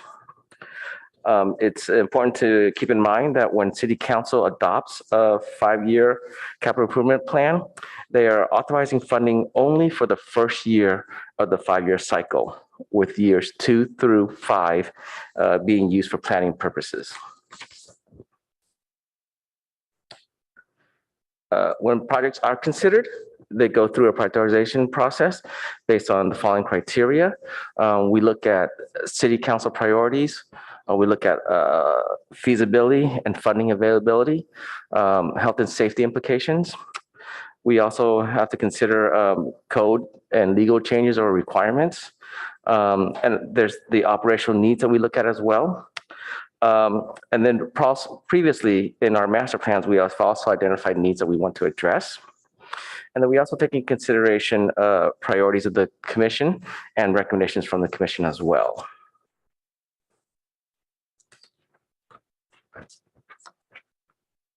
Next, I'll go over an example of a CIP project. And this is taken from the city's fiscal year 2023 adopted capital improvement plan. In this example, we are looking at Bulwer Park improvements. And also we're looking at an expansion of the park itself as well. Each capital improvement project, when proposed, includes a description of the project. And then there's also key identifications. There is which department will manage the project. There's also an initial project start time and an initial plan completion. And then depending on what the project is, sometimes it gets pushed out or delayed, a revision to when the project plans to start or when the project plans to be completed. In this case, Bulwer Park started out as an expansion of the initial park as its current footprint. However, the city acquired some land adjacent to Bulwer Park. So the acquisition of that land changed the plan of when and how we were going to improve the existing Bulwer Park. So as a result, the project got pushed out. But now this project is looking at the totality of the current, improving the current park's amenities, but also adding on the expansion property as a whole. So next we want to look at more of the capital improvement projects page. And along with the description of the any type of capital improvement project, there's also a funding sources schedule. And this example, it identifies various types of funds to be used, amounts, and which fiscal year. So in this, for Bulwer Park, you can see that there are 3 funding sources. There is the capital improvement fund, which is supported by the general fund. There are transfers from a park dedication fund, and there's also funding transfers that are coming from a development impact fee. The funding sources will list out prior year funding that is not in the 5-year plan. It'll list out the current year's funding amounts, any funding potentially in future years in the 5-year plan, a total for the 5-year plan, and then also if a project has had previous funding that was beyond the 5-year window, what the grand total collectively of the 5-year plan plus any prior year's funding. So this example includes multiple facets, being that it's multi funding sources. It has a 5-year plan, funding plan, but also there were previous funds. And as a result, it's a grand total of the project as a whole collectively. Along with the funding sources schedule, we also have an expenditure schedule identifying an estimate of what year the city plans on implementing the project and or expending some of the fundings. And it's similarly set up prior years, current 5-year window, 5-year total, and grand total for the project. Additionally, when we propose a capital improvement project, we also want to identify what the operating impact will be after the completion of the project. In this case, because it's a park expansion, there's more acreage to maintain, and then also we're adding more features and amenities. So this is where staff identifies operating impacts for any respective CIP upon completion, what the staff anticipates additional ongoing costs to operate the project upon completion. So moving on. Now I'd like to take a look at the CIPs that the department is considering for the next fiscal year 24. And then also take a look at ongoing CIPs, and then afterwards take a look at CIPs for years 2 through 5, which are the CIPs that are being planned for planning purposes. This list is not exhaustive. This list of what's in the department. There are other CIPs in the department that are in the arts programs, so they're not under Parks and Recreation.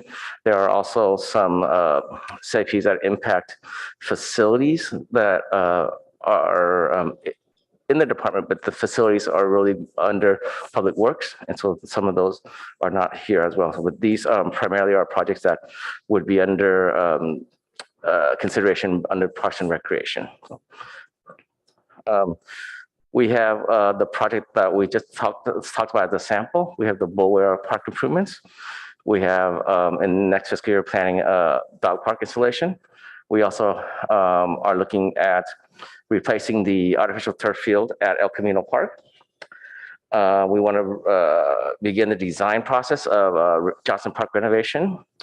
And then we have 3 park restrooms being installed, planned for next fiscal year. One at Cubberley, one at Rinconada Park, and then another location that's to be determined. We also have improvements to Pierce Park and Ramos Park as well. We want to begin the design process of a family changing room / locker room at Rinconada Pool. 2 more parks to be improved as well, Robles and Weary Park. And then within the open space areas, we have repairs to the Baylands Boardwalk. We also have repair / replacement of the Baranda Lake Dock. And then we have within Foothills Nature Preserve improvements for pedestrian safety, for protection of sensitive areas, and various miscellaneous other improvements there as well. Additionally, for next fiscal year, the department is proposing 6 ongoing CIPs, which we ask for funding annually. And we'll take a look at those ongoing CIPs next here. So there are a handful CIPs for types of category use, not necessarily specifically a facility or a park itself. So for example, here we have at each year, we ask for funding for athletic court resurfacing. And this is where we either identify an aging tennis court, basketball court that needs to be repaved, or sometimes we collectively pool money from multiple years to do a larger project. So larger projects can be such, examples are all the tennis courts at Mitchell, which we wouldn't be able to cover in 1 year's funding. We would have to pool multiple years together to do that. Most recently, an athletic court resurfacing project that we completed was the resurfacing of the Covey tennis courts. We also ask for money each year for benches, signage, fencing, walkways, and perimeter landscaping. So this would be an example of within a park, if we have a pathway that has either buckled or uprooted. And so this is where, meaning that it's not specific to what a park or location, but when those occur, this is where we pull the money from. We also have for unanticipated and unexpected emergency park repairs. It could be anything from vandalism to just unanticipated early premature wear and tear of a park amenity. So this is where we draw money from as well. And then in open space, we have areas where we have an annual trails and amenities maintenance needs. We also have a veranda lake that we maintain annually. And then also we ask for funding for off-road pathways in the open space areas as well.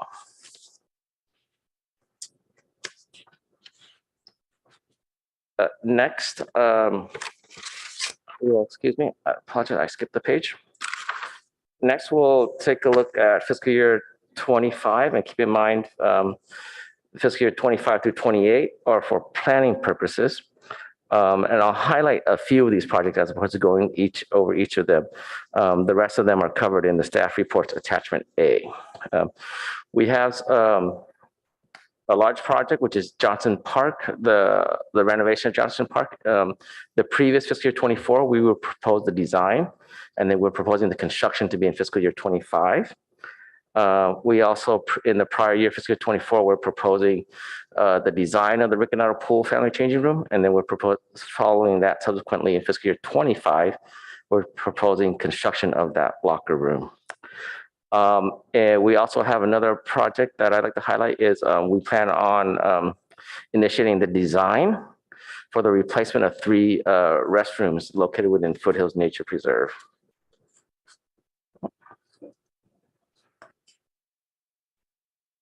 And then looking at fiscal year 26, we have a Ballpark Pathway, which is the kind of one of the larger projects there. We also have Rinconada Phase 2 construction. So Rinconada Park is having an overhaul. Phase 1 was completed about a year ago, I believe, and that covered one side of the park. Phase 2 will be the other side of the park, and this is pathways, play amenities, a restroom remodel. This is the restroom that's within the park, not necessarily in the pool. So that's another large project will depend on the scope that's being revised in the Baylands Comprehensive Conservation Plan. And so once that is finalized, that'll dictate what is going to be implemented in Bixby Park. And then we'll move on now to fiscal year 27.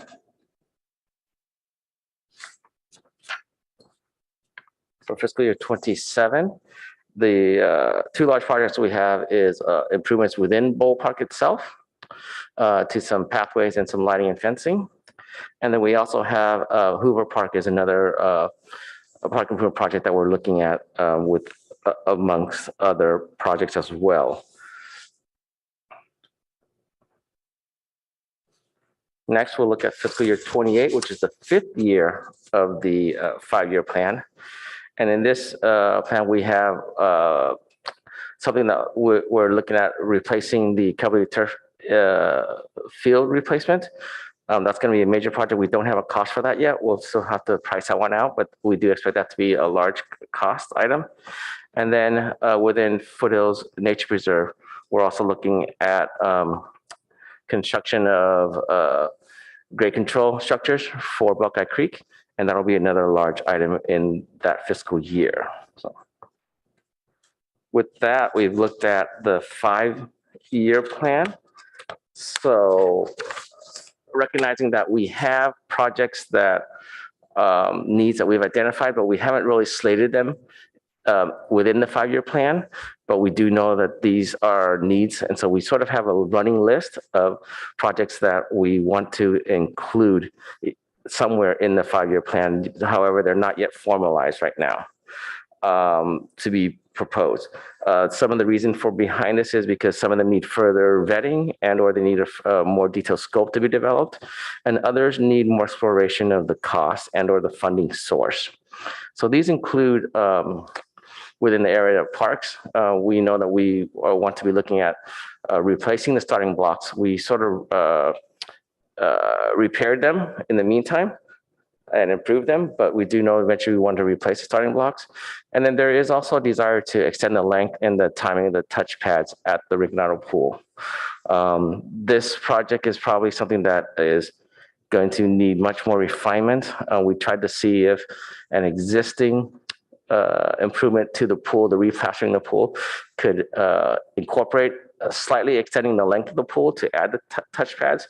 But recently we've been informed that it's not possible to have that done, and that really the pool needs to be a complete overhaul if we wanted to take a look at this. So this is a project that we know has been spoken of. We want to somehow include it. We just don't have a full plan on how to go about doing this at this time. The commission has previously spoken about the skate park and its fundraising efforts.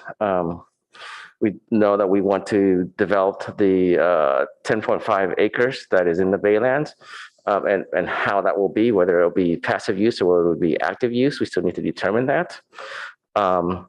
There is some need also in the Baylands of regrading the outfield, which is over time has sunk. And then we also the commission here previously discussed a gymnasium and a wellness center as well. Within open space, there are several areas where we want to do improvements, long-term improvements for Buckeye Creek. The ITT site, we want to also do improvements there. And then we recently broached and discussed proposing a Foothills Comprehensive Conservation Plan, which would cover not just the nature reserve, but also the Pearson Rasterdale Preserve as well. And then we also want to improve 7.7 acres that are in the preserve, and also replace the interpretive center exhibits. So this is not necessarily a list that is for sure. This is a list that we want to explore and see where these go further. Next, I'd like to talk about the CIP process timeline and how projects start from being a discussion to being a proposal to being an adoption. So around November of each year, staff starts to begin planning for the upcoming budget season. So this is when staff starts to consider capital projects to propose. And this is when we work with this year we're working with the ad hoc of the commission, excuse me, to discuss this. And then next month in December, starting in January, we will formally submit the department's 5-year proposal plan. And we submit that to the Office of Management and Budget. The Office of Management Budget then reviews all departments' requests in February and March. And once they've had a chance to take a look at all the departments' requests, they make recommendations to the city manager. From there, the city manager reviews the projects, and part of the city manager's role in presenting proposed budgets, both CIP and operating budgets, is that in April, the city manager will present a plan to the council. From there, the council will ask the Planning and Transportation Commission to review capital plans to ensure they're in compliance with the comprehensive plan. And then typically in prior years, we've had the Finance Committee review the CIP plan and recommend to the City Council. And then finally, CIPs get adopted in June. And that's when we will find out which CIPs that we propose or not are going to be funded in the upcoming fiscal year.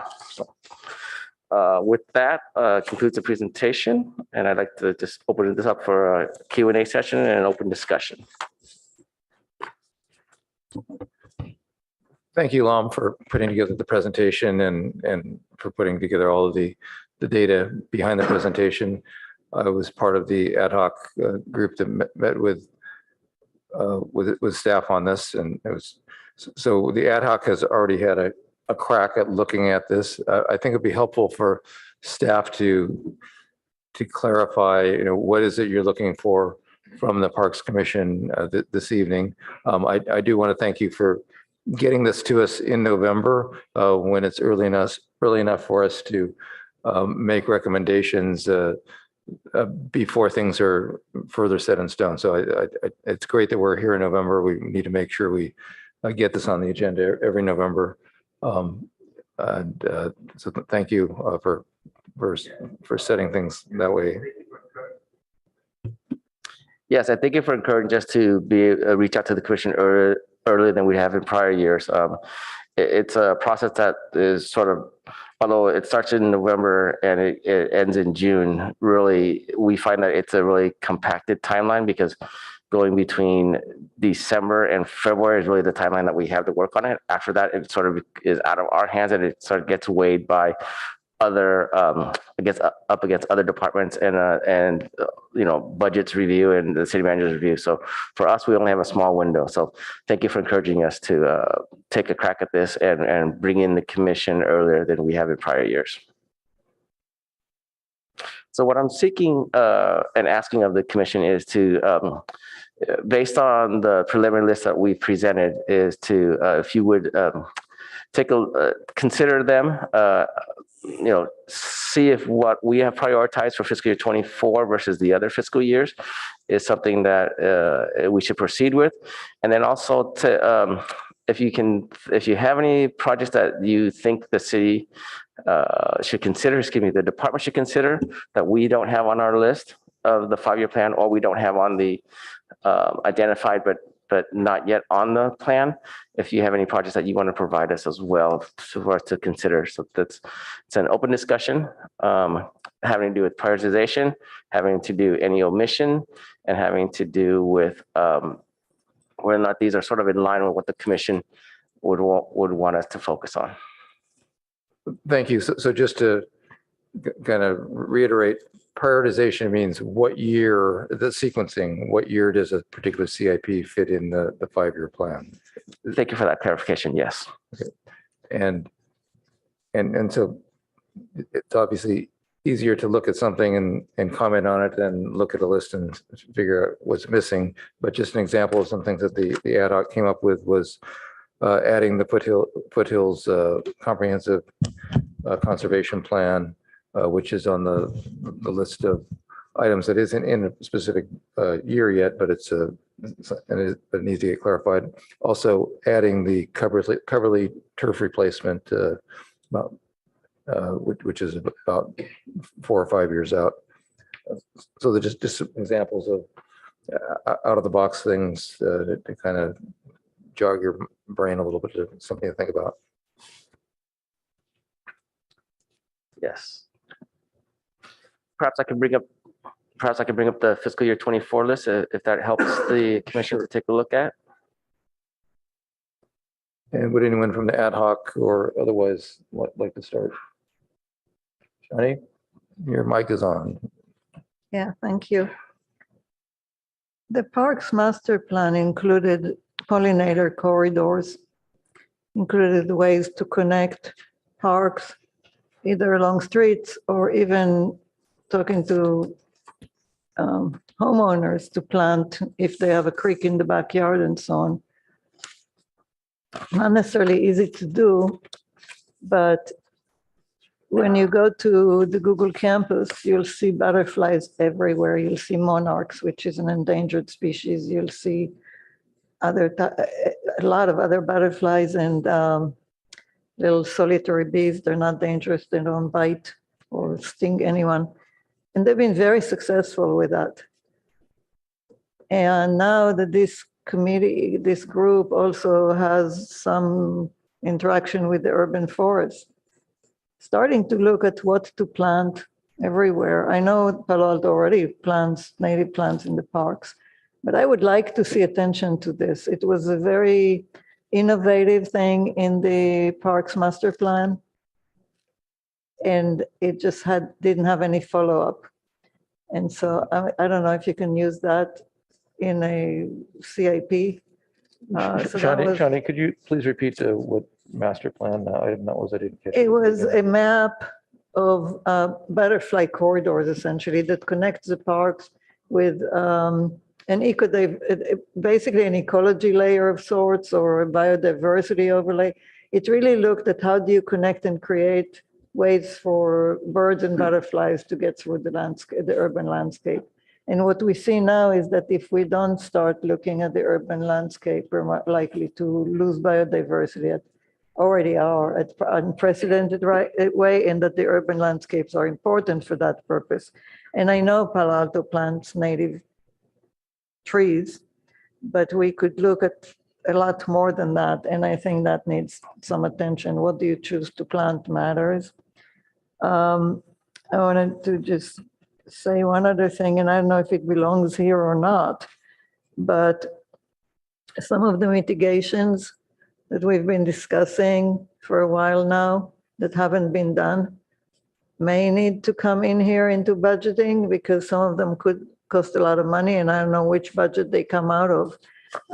Whether it's the wetlands that may need work over in the golf course, or the tree, some of the missing, in my opinion, tree mitigation. So that's another one. And I am really worried about extra lighting in parks in general. There was one that people wanted, was just installed recently at Ramos Park, and it doesn't increase use. It did cause a tree to be trimmed severely so that people can see the bulb of the light instead of the tree. And I think I'm the only one who uses that park, and I don't use it any differently than before the light was installed at night after hours. So I really think we need to consider the impacts of lighting. I shared with all of you this webinar that was, the recordings will come soon, and I hope you watch at least one or two of them, because they're really eye-opening. Most of the participants did not know the things that were presented, and were quite at awe at the impacts of lighting. So I think it's something we need to consider. Not an improvement, really. I mean, I know that to me, a lot of the improvements are not improvements, but this one is especially egregious. So I'm looking for something to look at the urban landscapes and create that biodiversity connectivity. Yes. And there is even a map of this in the Parks Master Plan. Yes, thank you, Commissioner Kleinhaus. What we can do are several approaches, one of which I think is perhaps we talk to our parks architect in Public Works, who we work closely with in designing some of our park improvement projects to implement these aspects that you're bringing up. And then we could also address some of them separately, not necessarily through a CIP, but we could also, some of them, because like you say, the pollinator corridors, we can continue to address them through our operating budget, where it's not necessarily a large project, but it's collectively at different locations where we implement these pollinator gardens, corridors. Mom, can I tie into that one just Sure. really quickly? That's one where we actually have made some headway. We partnered with Juanita Salisbury, who made a presentation to the PRC a while back. We've added 8 pollinator gardens. She's partnered with churches and other people along the corridor and Embarcadero Road and made some good headway. They're not huge. Mom is right and you're right. They're not enormous, but they are taking passive turf or really ineffectual habitat areas that are either dirt or non-native shrubs and converting them to really diverse, well-functioning habitat areas that support pollinators. And as I mentioned, we've got 8 now. That doesn't include the ones on private land. So that's adding to it. So I think we're making good headway. We support that endeavor through operating funds, usually not a lot. She's gotten grant money and then we contribute some cash as well as labor. But I think we are making headway there. I do echo that idea, though, of making sure we've got all our monetary funding for, mitigation funding. So when we know we've got to do plantings and we're talking about in the $50,000 range, it's got to be a CIP. We won't have enough operating budget to meet that kind of level. So I think Lum and I will look at that one again together and see if we've got a place to put that in. And the mitigation in the golf course, that's going to be a lot more than 50,000. So I'm not sure how you're going to address that.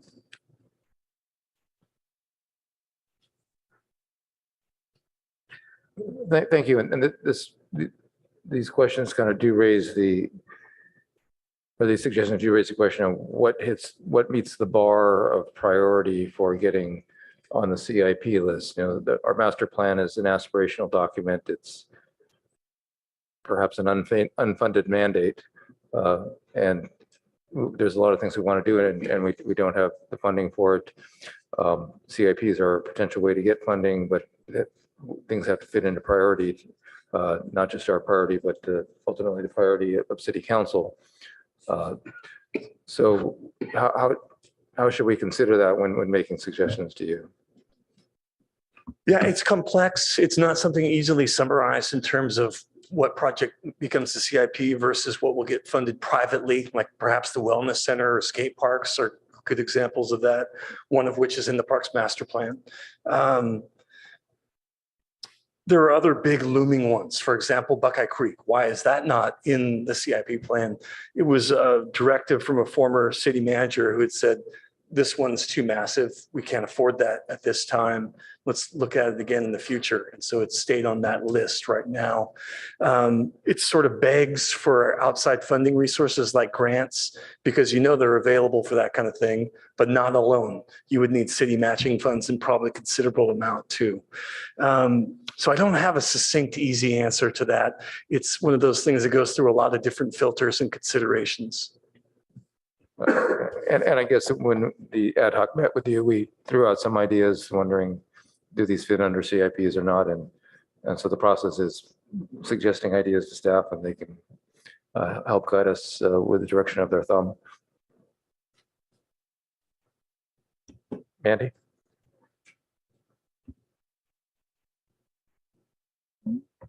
No additional comments, really. I think that what's been proposed is a lot of things that have come up from meetings and conversations that we've heard. Nice to see the park restrooms. I think that's something that we've heard a little bit about. And then it's not on this slide, Lon, but just you had TBD potentially for Magical Bridge for that one in 2024. And then I don't know if you or Darren wanted to speak about the Foothills Park cost bathroom and just why that one was, because that was originally sort of slated earlier and then pushed because the cost was going to be much higher than we expected. Yes. Yeah. Yeah. So we've got those 3 aging restrooms up at Foothills that may be original to the park. So they're really old. Some of them have gone through minor revisions or I guess have upgrades, but by and large, the structure itself is really outdated and need to be replaced. And not only the structure itself, but the infrastructure supporting it. So the water lines, the sewer lines that come in also need work. That's part of why those prices are so very high. And we were discussing concerns that when we put forward a project that's so very expensive for a restroom, it begs the question when you hear someone say, I could build a house for that. Why are you spending so much? And I really empathetic to those concerns, and we want to be judicial and prudent and effective with city funds for how we invest it and use it to fix your assets. What I can say is those large prices were recently vetted by the facilities team in Public Works, and they said, yeah, those are accurate. They're really steep, and that's what it's going to cost to rehab those. We are looking to see if there might be elements that could be cost savings. Is there a prefab that would look really good, fit into the natural area, look sort of like an NPS type of restroom that would fit well with the Foothills aesthetic that would bring that price down? So we're still working on it. And I should say that for the great deal of what you see in there in terms of costs, scope, where they are in a given year, they're so dynamic and they change so much. So we start with what you see now, and in 3 months, sometimes I get one back and I think, what happened to what we originally proposed? But what we'll promise to do is take the feedback you give us today and keep it in the back of our minds as we argue and fight and jostle and horse trade for where different projects end up on the final list. Just one more question, I guess, on process. Is there not the current environment, but if we were in sort of a low bidding environment, is there a process to take advantage of that and move things up in the CIP through the city to try and get some of these larger, more expensive projects that it cost this much in this year, but now we saw the price go down. Can we jump on it? Or are we sort of stuck to that 1 year approval process? No, that's a great question. And we're really not stuck to anything. So I know people new to the capital plan will see something in the 5th year and say, gosh, why does it have to wait so long? It doesn't. Sometimes that will move up to the front year based on a number of things, which could be really favorable bidding, could be one. Grant funding is often one that will move something up if it's available, or a change in the status of the infrastructure itself. So what we thought could last 5 years turns out wore out faster than we anticipated and needs to bump up. Sometimes it's something not even on the list that jumps straight to the top that needs to be in there, again, based on the criteria I just mentioned. All right, that's it. Thank you. Commissioner Oche?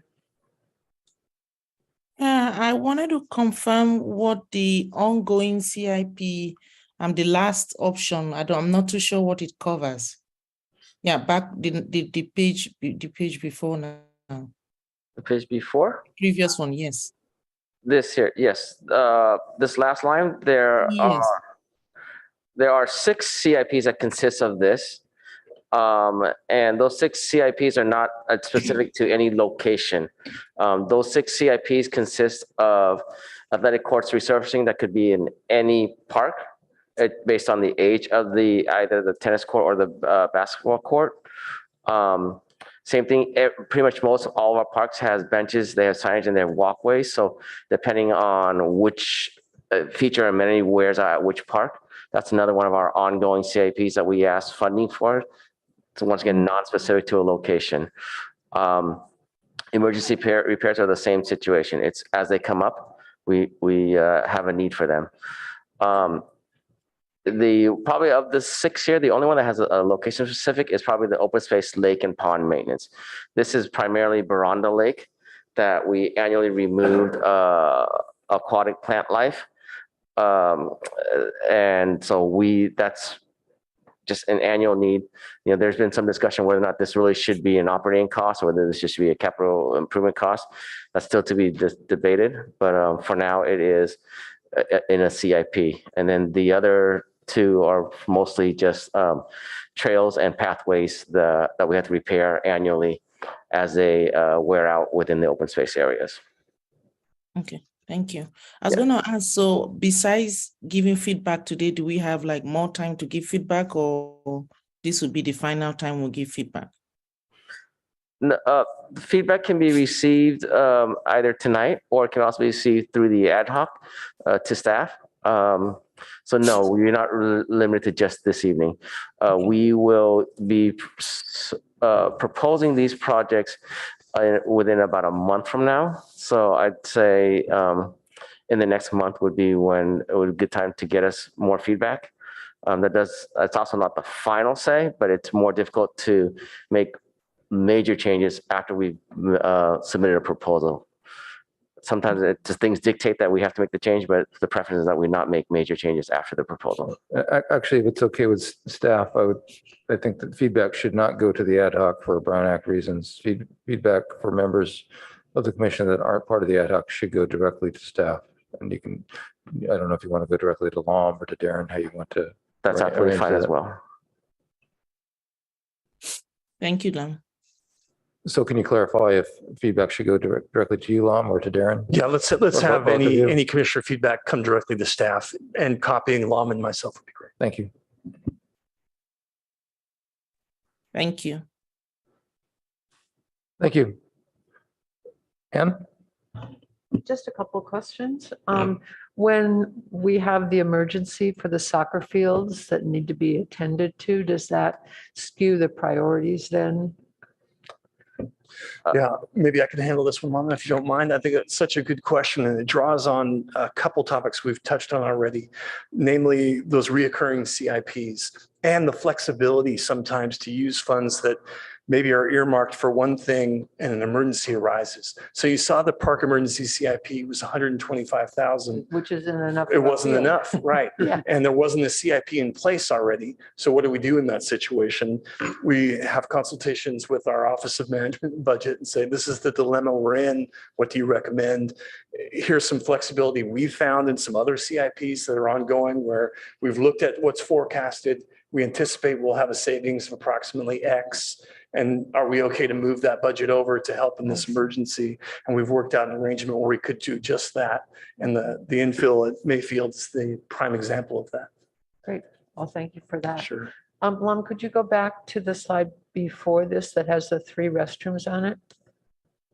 Yes. And the one that says TBD, has that one, the location been identified, or might that be? I know Commissioner Brown mentioned something about that, the magical bridge. That's right. Yes. Is that the one? Yes. This is a good thing. Yeah, we wanted that to be in on the 24.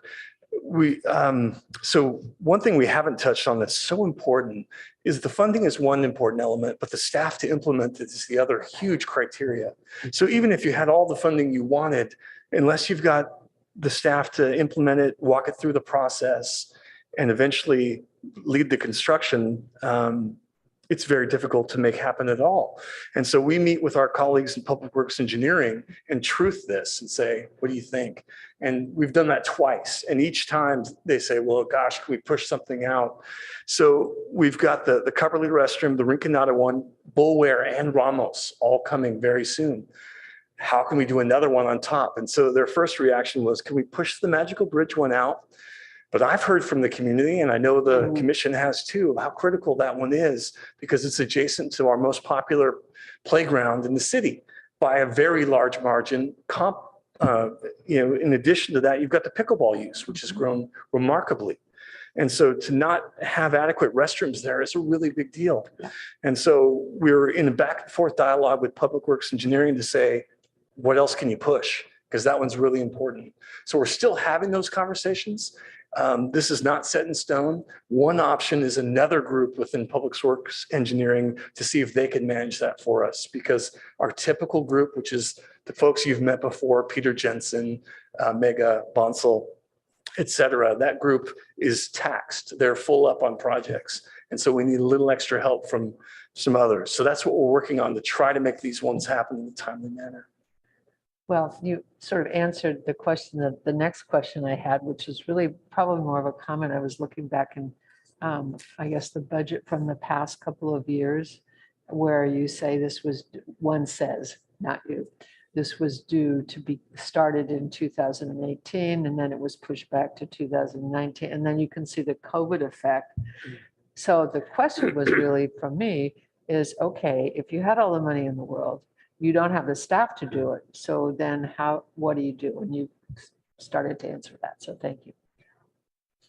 Just one more point. During this last dialogue with Public Works Engineering was, can't we just hire someone to manage that project for us? And to some degree, the answer is yes. If you pay extra, you can have a project manager that can help, but you never fully get away from having staff involved. It's just not possible. An outside consultant who runs it still needs to learn the city process and have some city staff aid. But I think that will be something we have to explore if we want to stay on top of all the things we want to do, assuming the money was available. Thank you. So Lam, this is really great to have this. When we were having the fundraising ad hoc, it was important for us to understand where the decision process was making in the next 6 months. Yes. And especially when, for instance, Peter is at a community meeting and the community, you have so much money to go into one park and the community says, wow, it would be really neat to have this. And how could we contribute to that? So this is all really great for us to have this early. Thank you very much. Thank you for that comment and feedback. Millis? Thank you very much too. This is something I didn't expect to see this early, but it gives me a pretty good picture of what projects we have. One question, I guess, just sort of tags into what Ann was saying as well is, there's a priority, and which I assume can change over time, right? And based on that priority, it depends on what staff you have to complete that particular project and looking at the timeline for that. How often does that, you define, let's say for you, you've got projects going from 23 to 24 to 25, and 23 is kind of what you're looking at now, I suppose. And some of those have already been, the priority for those have already been defined probably in sometime this year. And those things can change, or do they? Is there some changes that take place as a result of something becomes more important than the other? Yes, definitely. Changes take place as priorities shift. Sometimes we've found an innovative way to add life to an asset. For example, we had the sailing station at the Baylands, which is old, and there's not a lot of life left on it. It's hard to exactly say with something like that. But we were able to put $30,000 from the park emergency funds towards that when the two docks, there's an upper and lower one, separated. And we thought, oh my gosh, we're going to have to, you're talking about $1 million plus project at least to replace that. But with $30,000 and some ingenuity, we got a contractor out to come fix it. Staff did some of it, and we probably added another decade to the lifespan of that. So what was once needing to be in the 1 to 2, 3 year time frame is now not even on the plan right now. So yes, it can be very dynamic. Priorities change and shift. Yeah. And just to take that probably another step, when you were putting together the budget, let's say for 23 and 24 and 25 and going on, you did not anticipate something like a pickleball becoming kind of a big thing that's going forward. Does that get factored into your budget, let's say for 24? If you're looking at, all of a sudden we decide there's a need to build additional pickleball courts and there's a price associated with that. How would that fall under ongoing CIP? So would that be considered to be a completely new project depending on the cost of those, I guess? I think the latter, for the most part, it's going to be a standalone. Those ongoing CIPs probably wouldn't have the amount of money we're talking about. And some of those ones, the pickleball is a good example, it's the location that's even more challenging. It's to finding a sizable spot. One pickleball court by itself is not as valuable to the group, according to the feedback I heard, than having a complex. Right. And so, I think that one is But if someone donated a whole, some land where you could build it up. Yeah. Yeah. So rather than saying earmark in 25, let's say $1 million for a pickleball court, I think it's the other way around, where we do some planning, we find a spot, probably have to do a little bit of community outreach to see if there's support for it, if there's support for lights, can we accommodate them in that kind of area? And then a CIP is created in that. Thanks. Vice Chair Lemire.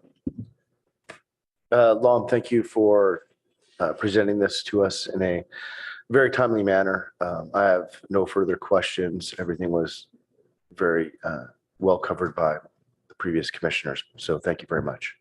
Thank you. Thank you. I want to thank Lom and Darren again for putting this together. I have a couple of just very quick question or one question and one suggestion. Is there an annual increase typically added to the ongoing CIPs, and is that needed particularly this year? There have been increases to those ongoing CIPs. It is not an annual. We went a number of years without any increases and went back to the Office of Management Budget and expressed how we were exhausting the budgets. And so they gave us a one-time bump that was ongoing. But at present, there is not another acceleration percentage annually. So after receiving that one-time bump, granted it is ongoing and it continues each year going forward.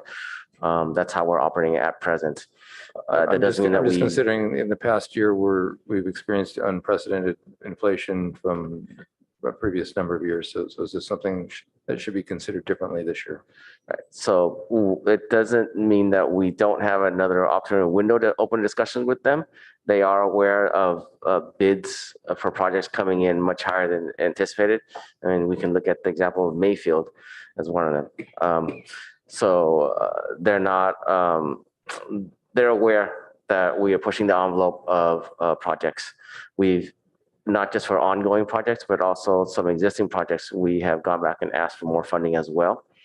So that is something that's always on the table as an ask. Whether or not we receive it is to be determined.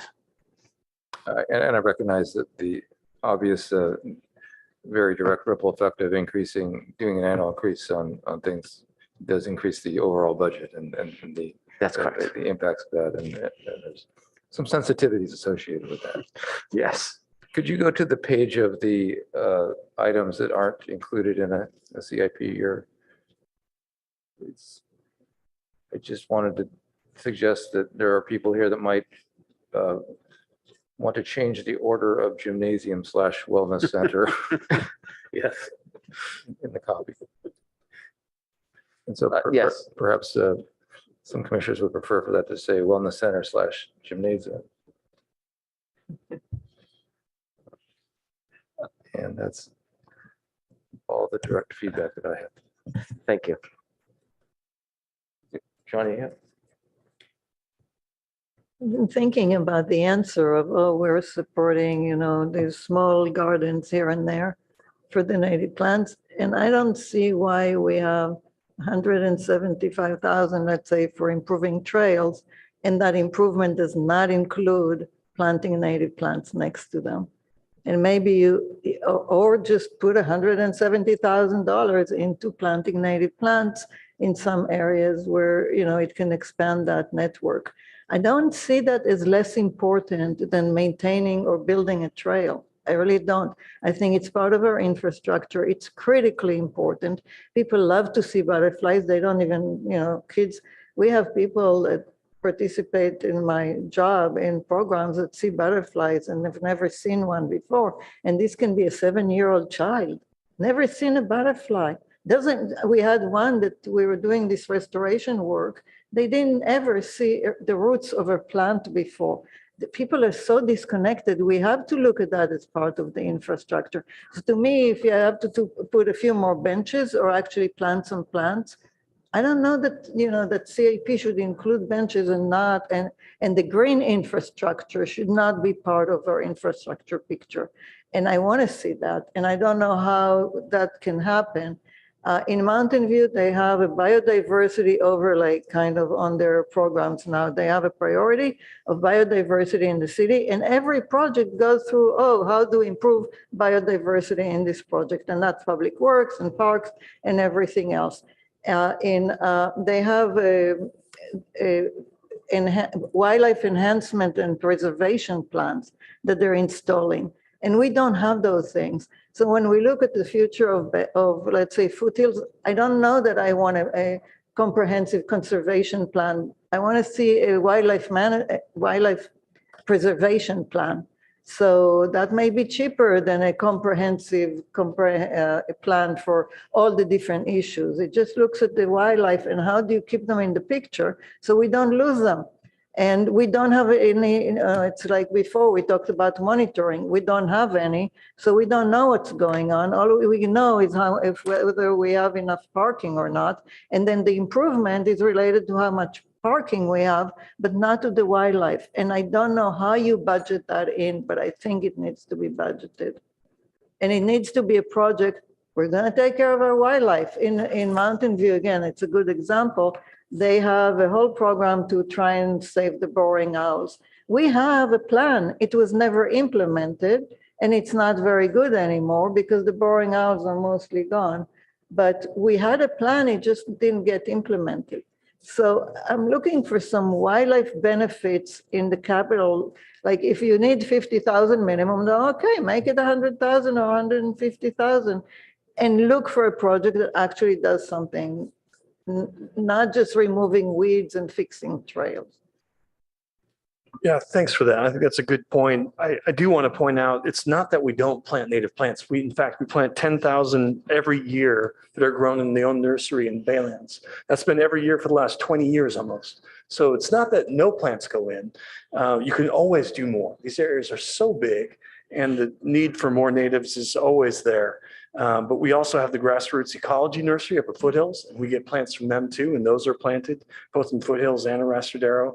So it's not that we aren't doing any. We also build it into our CIPs for parks projects where we add, for example, Bulware. We added native planting, which was a recommendation from this commission that went in there. It's small in an urban park, but it's not that it's not happening at all. It is happening. Some of it's via partnerships, some of it via operating funds, and some of it via capital embedded in ongoing projects. But I think your point is well taken, though. Could we have a standalone one that just said we want 100K for habitat improvements and it's used wherever we need it? That's a fair point, an intriguing one.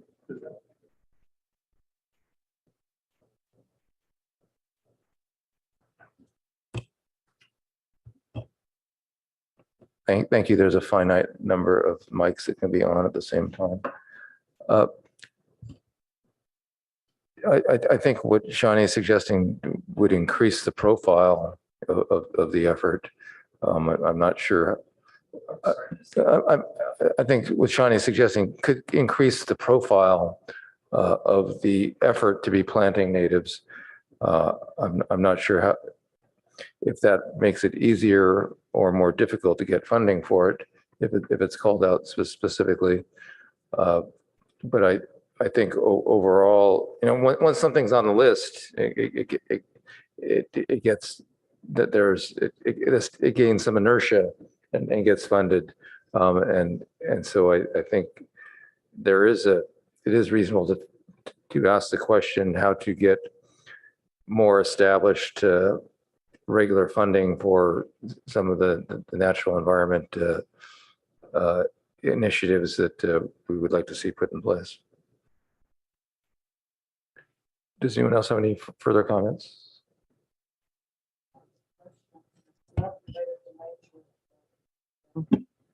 Sure. So there are quite a few projects that have been done in recent years that need to be upgraded because of use, basically. So we saw that with the soccer fields. We saw the Magical Bridge.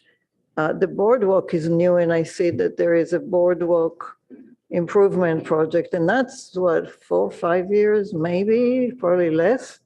And then I'm thinking about Ramus, that we have a project for, and Ramus was redone less than 10 years ago, I think, too. So how often, and what is the impact of adding more improvements, because then you have to maintain them. And so how do you balance all of that? And why do we have so much, like, why do we have to do them again and again so frequently?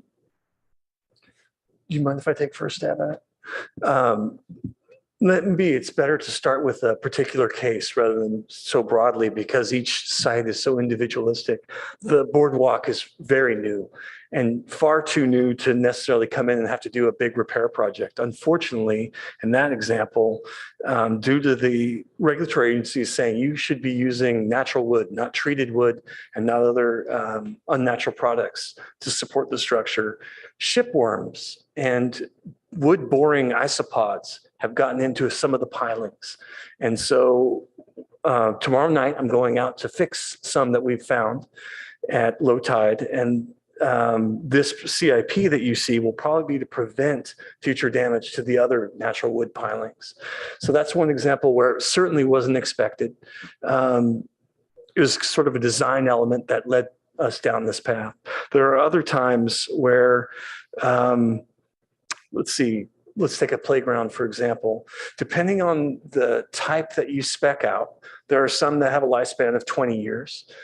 And then there's the use element that also can dwindle that down. But you can also spec out one that has wood bases, which we used to do long ago. Well, those rot out really fast and have a lifespan of more like 10. So that changes that typical cycle that we would normally do every 20 years, let's say. In some cases, it has to be done much sooner due to wear. The Magical Bridge is an interesting one, is because where a typical Palo Alto playground might have 1,000, 2,000 kids per month, we have 30,000. And so it was, as you pointed out, wear and having to come in earlier. Your other question, or point rather, was as you add more assets, doesn't it become a burden to the city to have to take it on? I think that's absolutely true, and something we have to consider when we go to add more. I know when we were so successful for the Magic Bridge, it begs the question, shouldn't all your playgrounds be this amazing? And I think I can understand the point. Shouldn't they all be that great? That was a $3 million project. Should all our playgrounds be so amazing? Yes, every community deserves a really exciting one, but can we bear the financial burden of replacing it so quickly? I think it needs to be considered at all our projects. And I certainly take into account when we look at them, Lom and I, and I think it's a good thing for the commission to be thinking about too, as we advocate for things. The replacement cost when it comes can be really steep.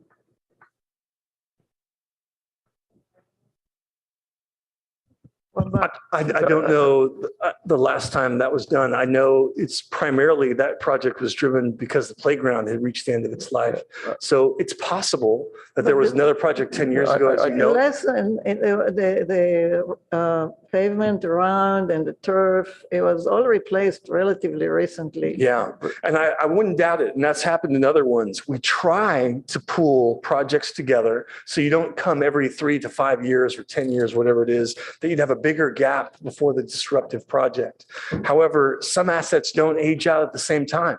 So the playground ages out 5 to 10 years later. We're going to need a project 5 to 10 years later, even though you recently had one for pathways and maybe some benches. So, and there are multiple factors that tie into that. Maybe there wasn't funding available to do a bigger project at the time. So it's multifaceted. We try to avoid that. And in some cases, it's not avoidable. Darren, I appreciate your very eloquent and detailed response. I think this could continue as an offline discussion. I want to recognize it's going on 11 o'clock and we have a little bit of business left to continue. So I'd like to wrap up this item unless someone has something else important to add. Thank you. Appreciate the detail you've shared with us, and look forward to continue to working with you on budgeting this year and in following years. Okay. We're now at ad hoc committee and liaison updates. I want to point out real quickly that next month we have a fairly light agenda, and so I'm looking forward to encouraging detailed ad hoc and liaison updates from everyone next month. Does anyone have anything they'd like to share this month?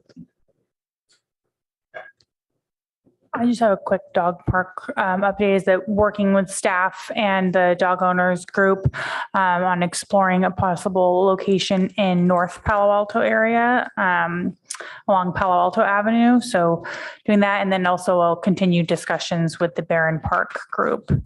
And on just one comment on the website, thanks to, I think it's Javad that we owe the timely updates and to our agenda website and everything. And it's noticed and appreciated every time we're on there. So thank you. Thank you. Anyone else?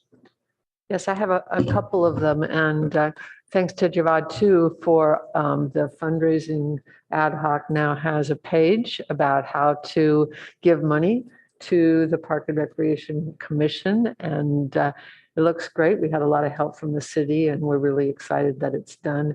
There is also a page in the Enjoy catalog that tells you where to go if you want to give money to one of the foundations. So got that one done as well. That's great. I'm certainly a Javad fan myself. Thank you for the work you've been doing. And I want to encourage you when you're adding new pages of interest to the commission, if you could send out a link and a note to the commission members, that'd be great. Thank you for the feedback. So following on that, and I don't think this was this from the ad hoc, but I wanted to mention that the golf course tour that a few of us went on to look at the trees and the lack of trees and the mitigation and the potential was incredibly interesting. And I hope we continue to look at that because it was really very, very helpful. We also had just to clarify that Shawnee and I joined you on that. Pardon me? Just want to clarify that Shawnee and I joined you on that I tour. said several of us. No, I was just. I thought you'd raise your hand and say, yeah, I was on that. The recreational opportunities ad hoc had a really good session with Chase and with Adam about middle school athletics and learned a ton about our program, which we can all be incredibly proud of.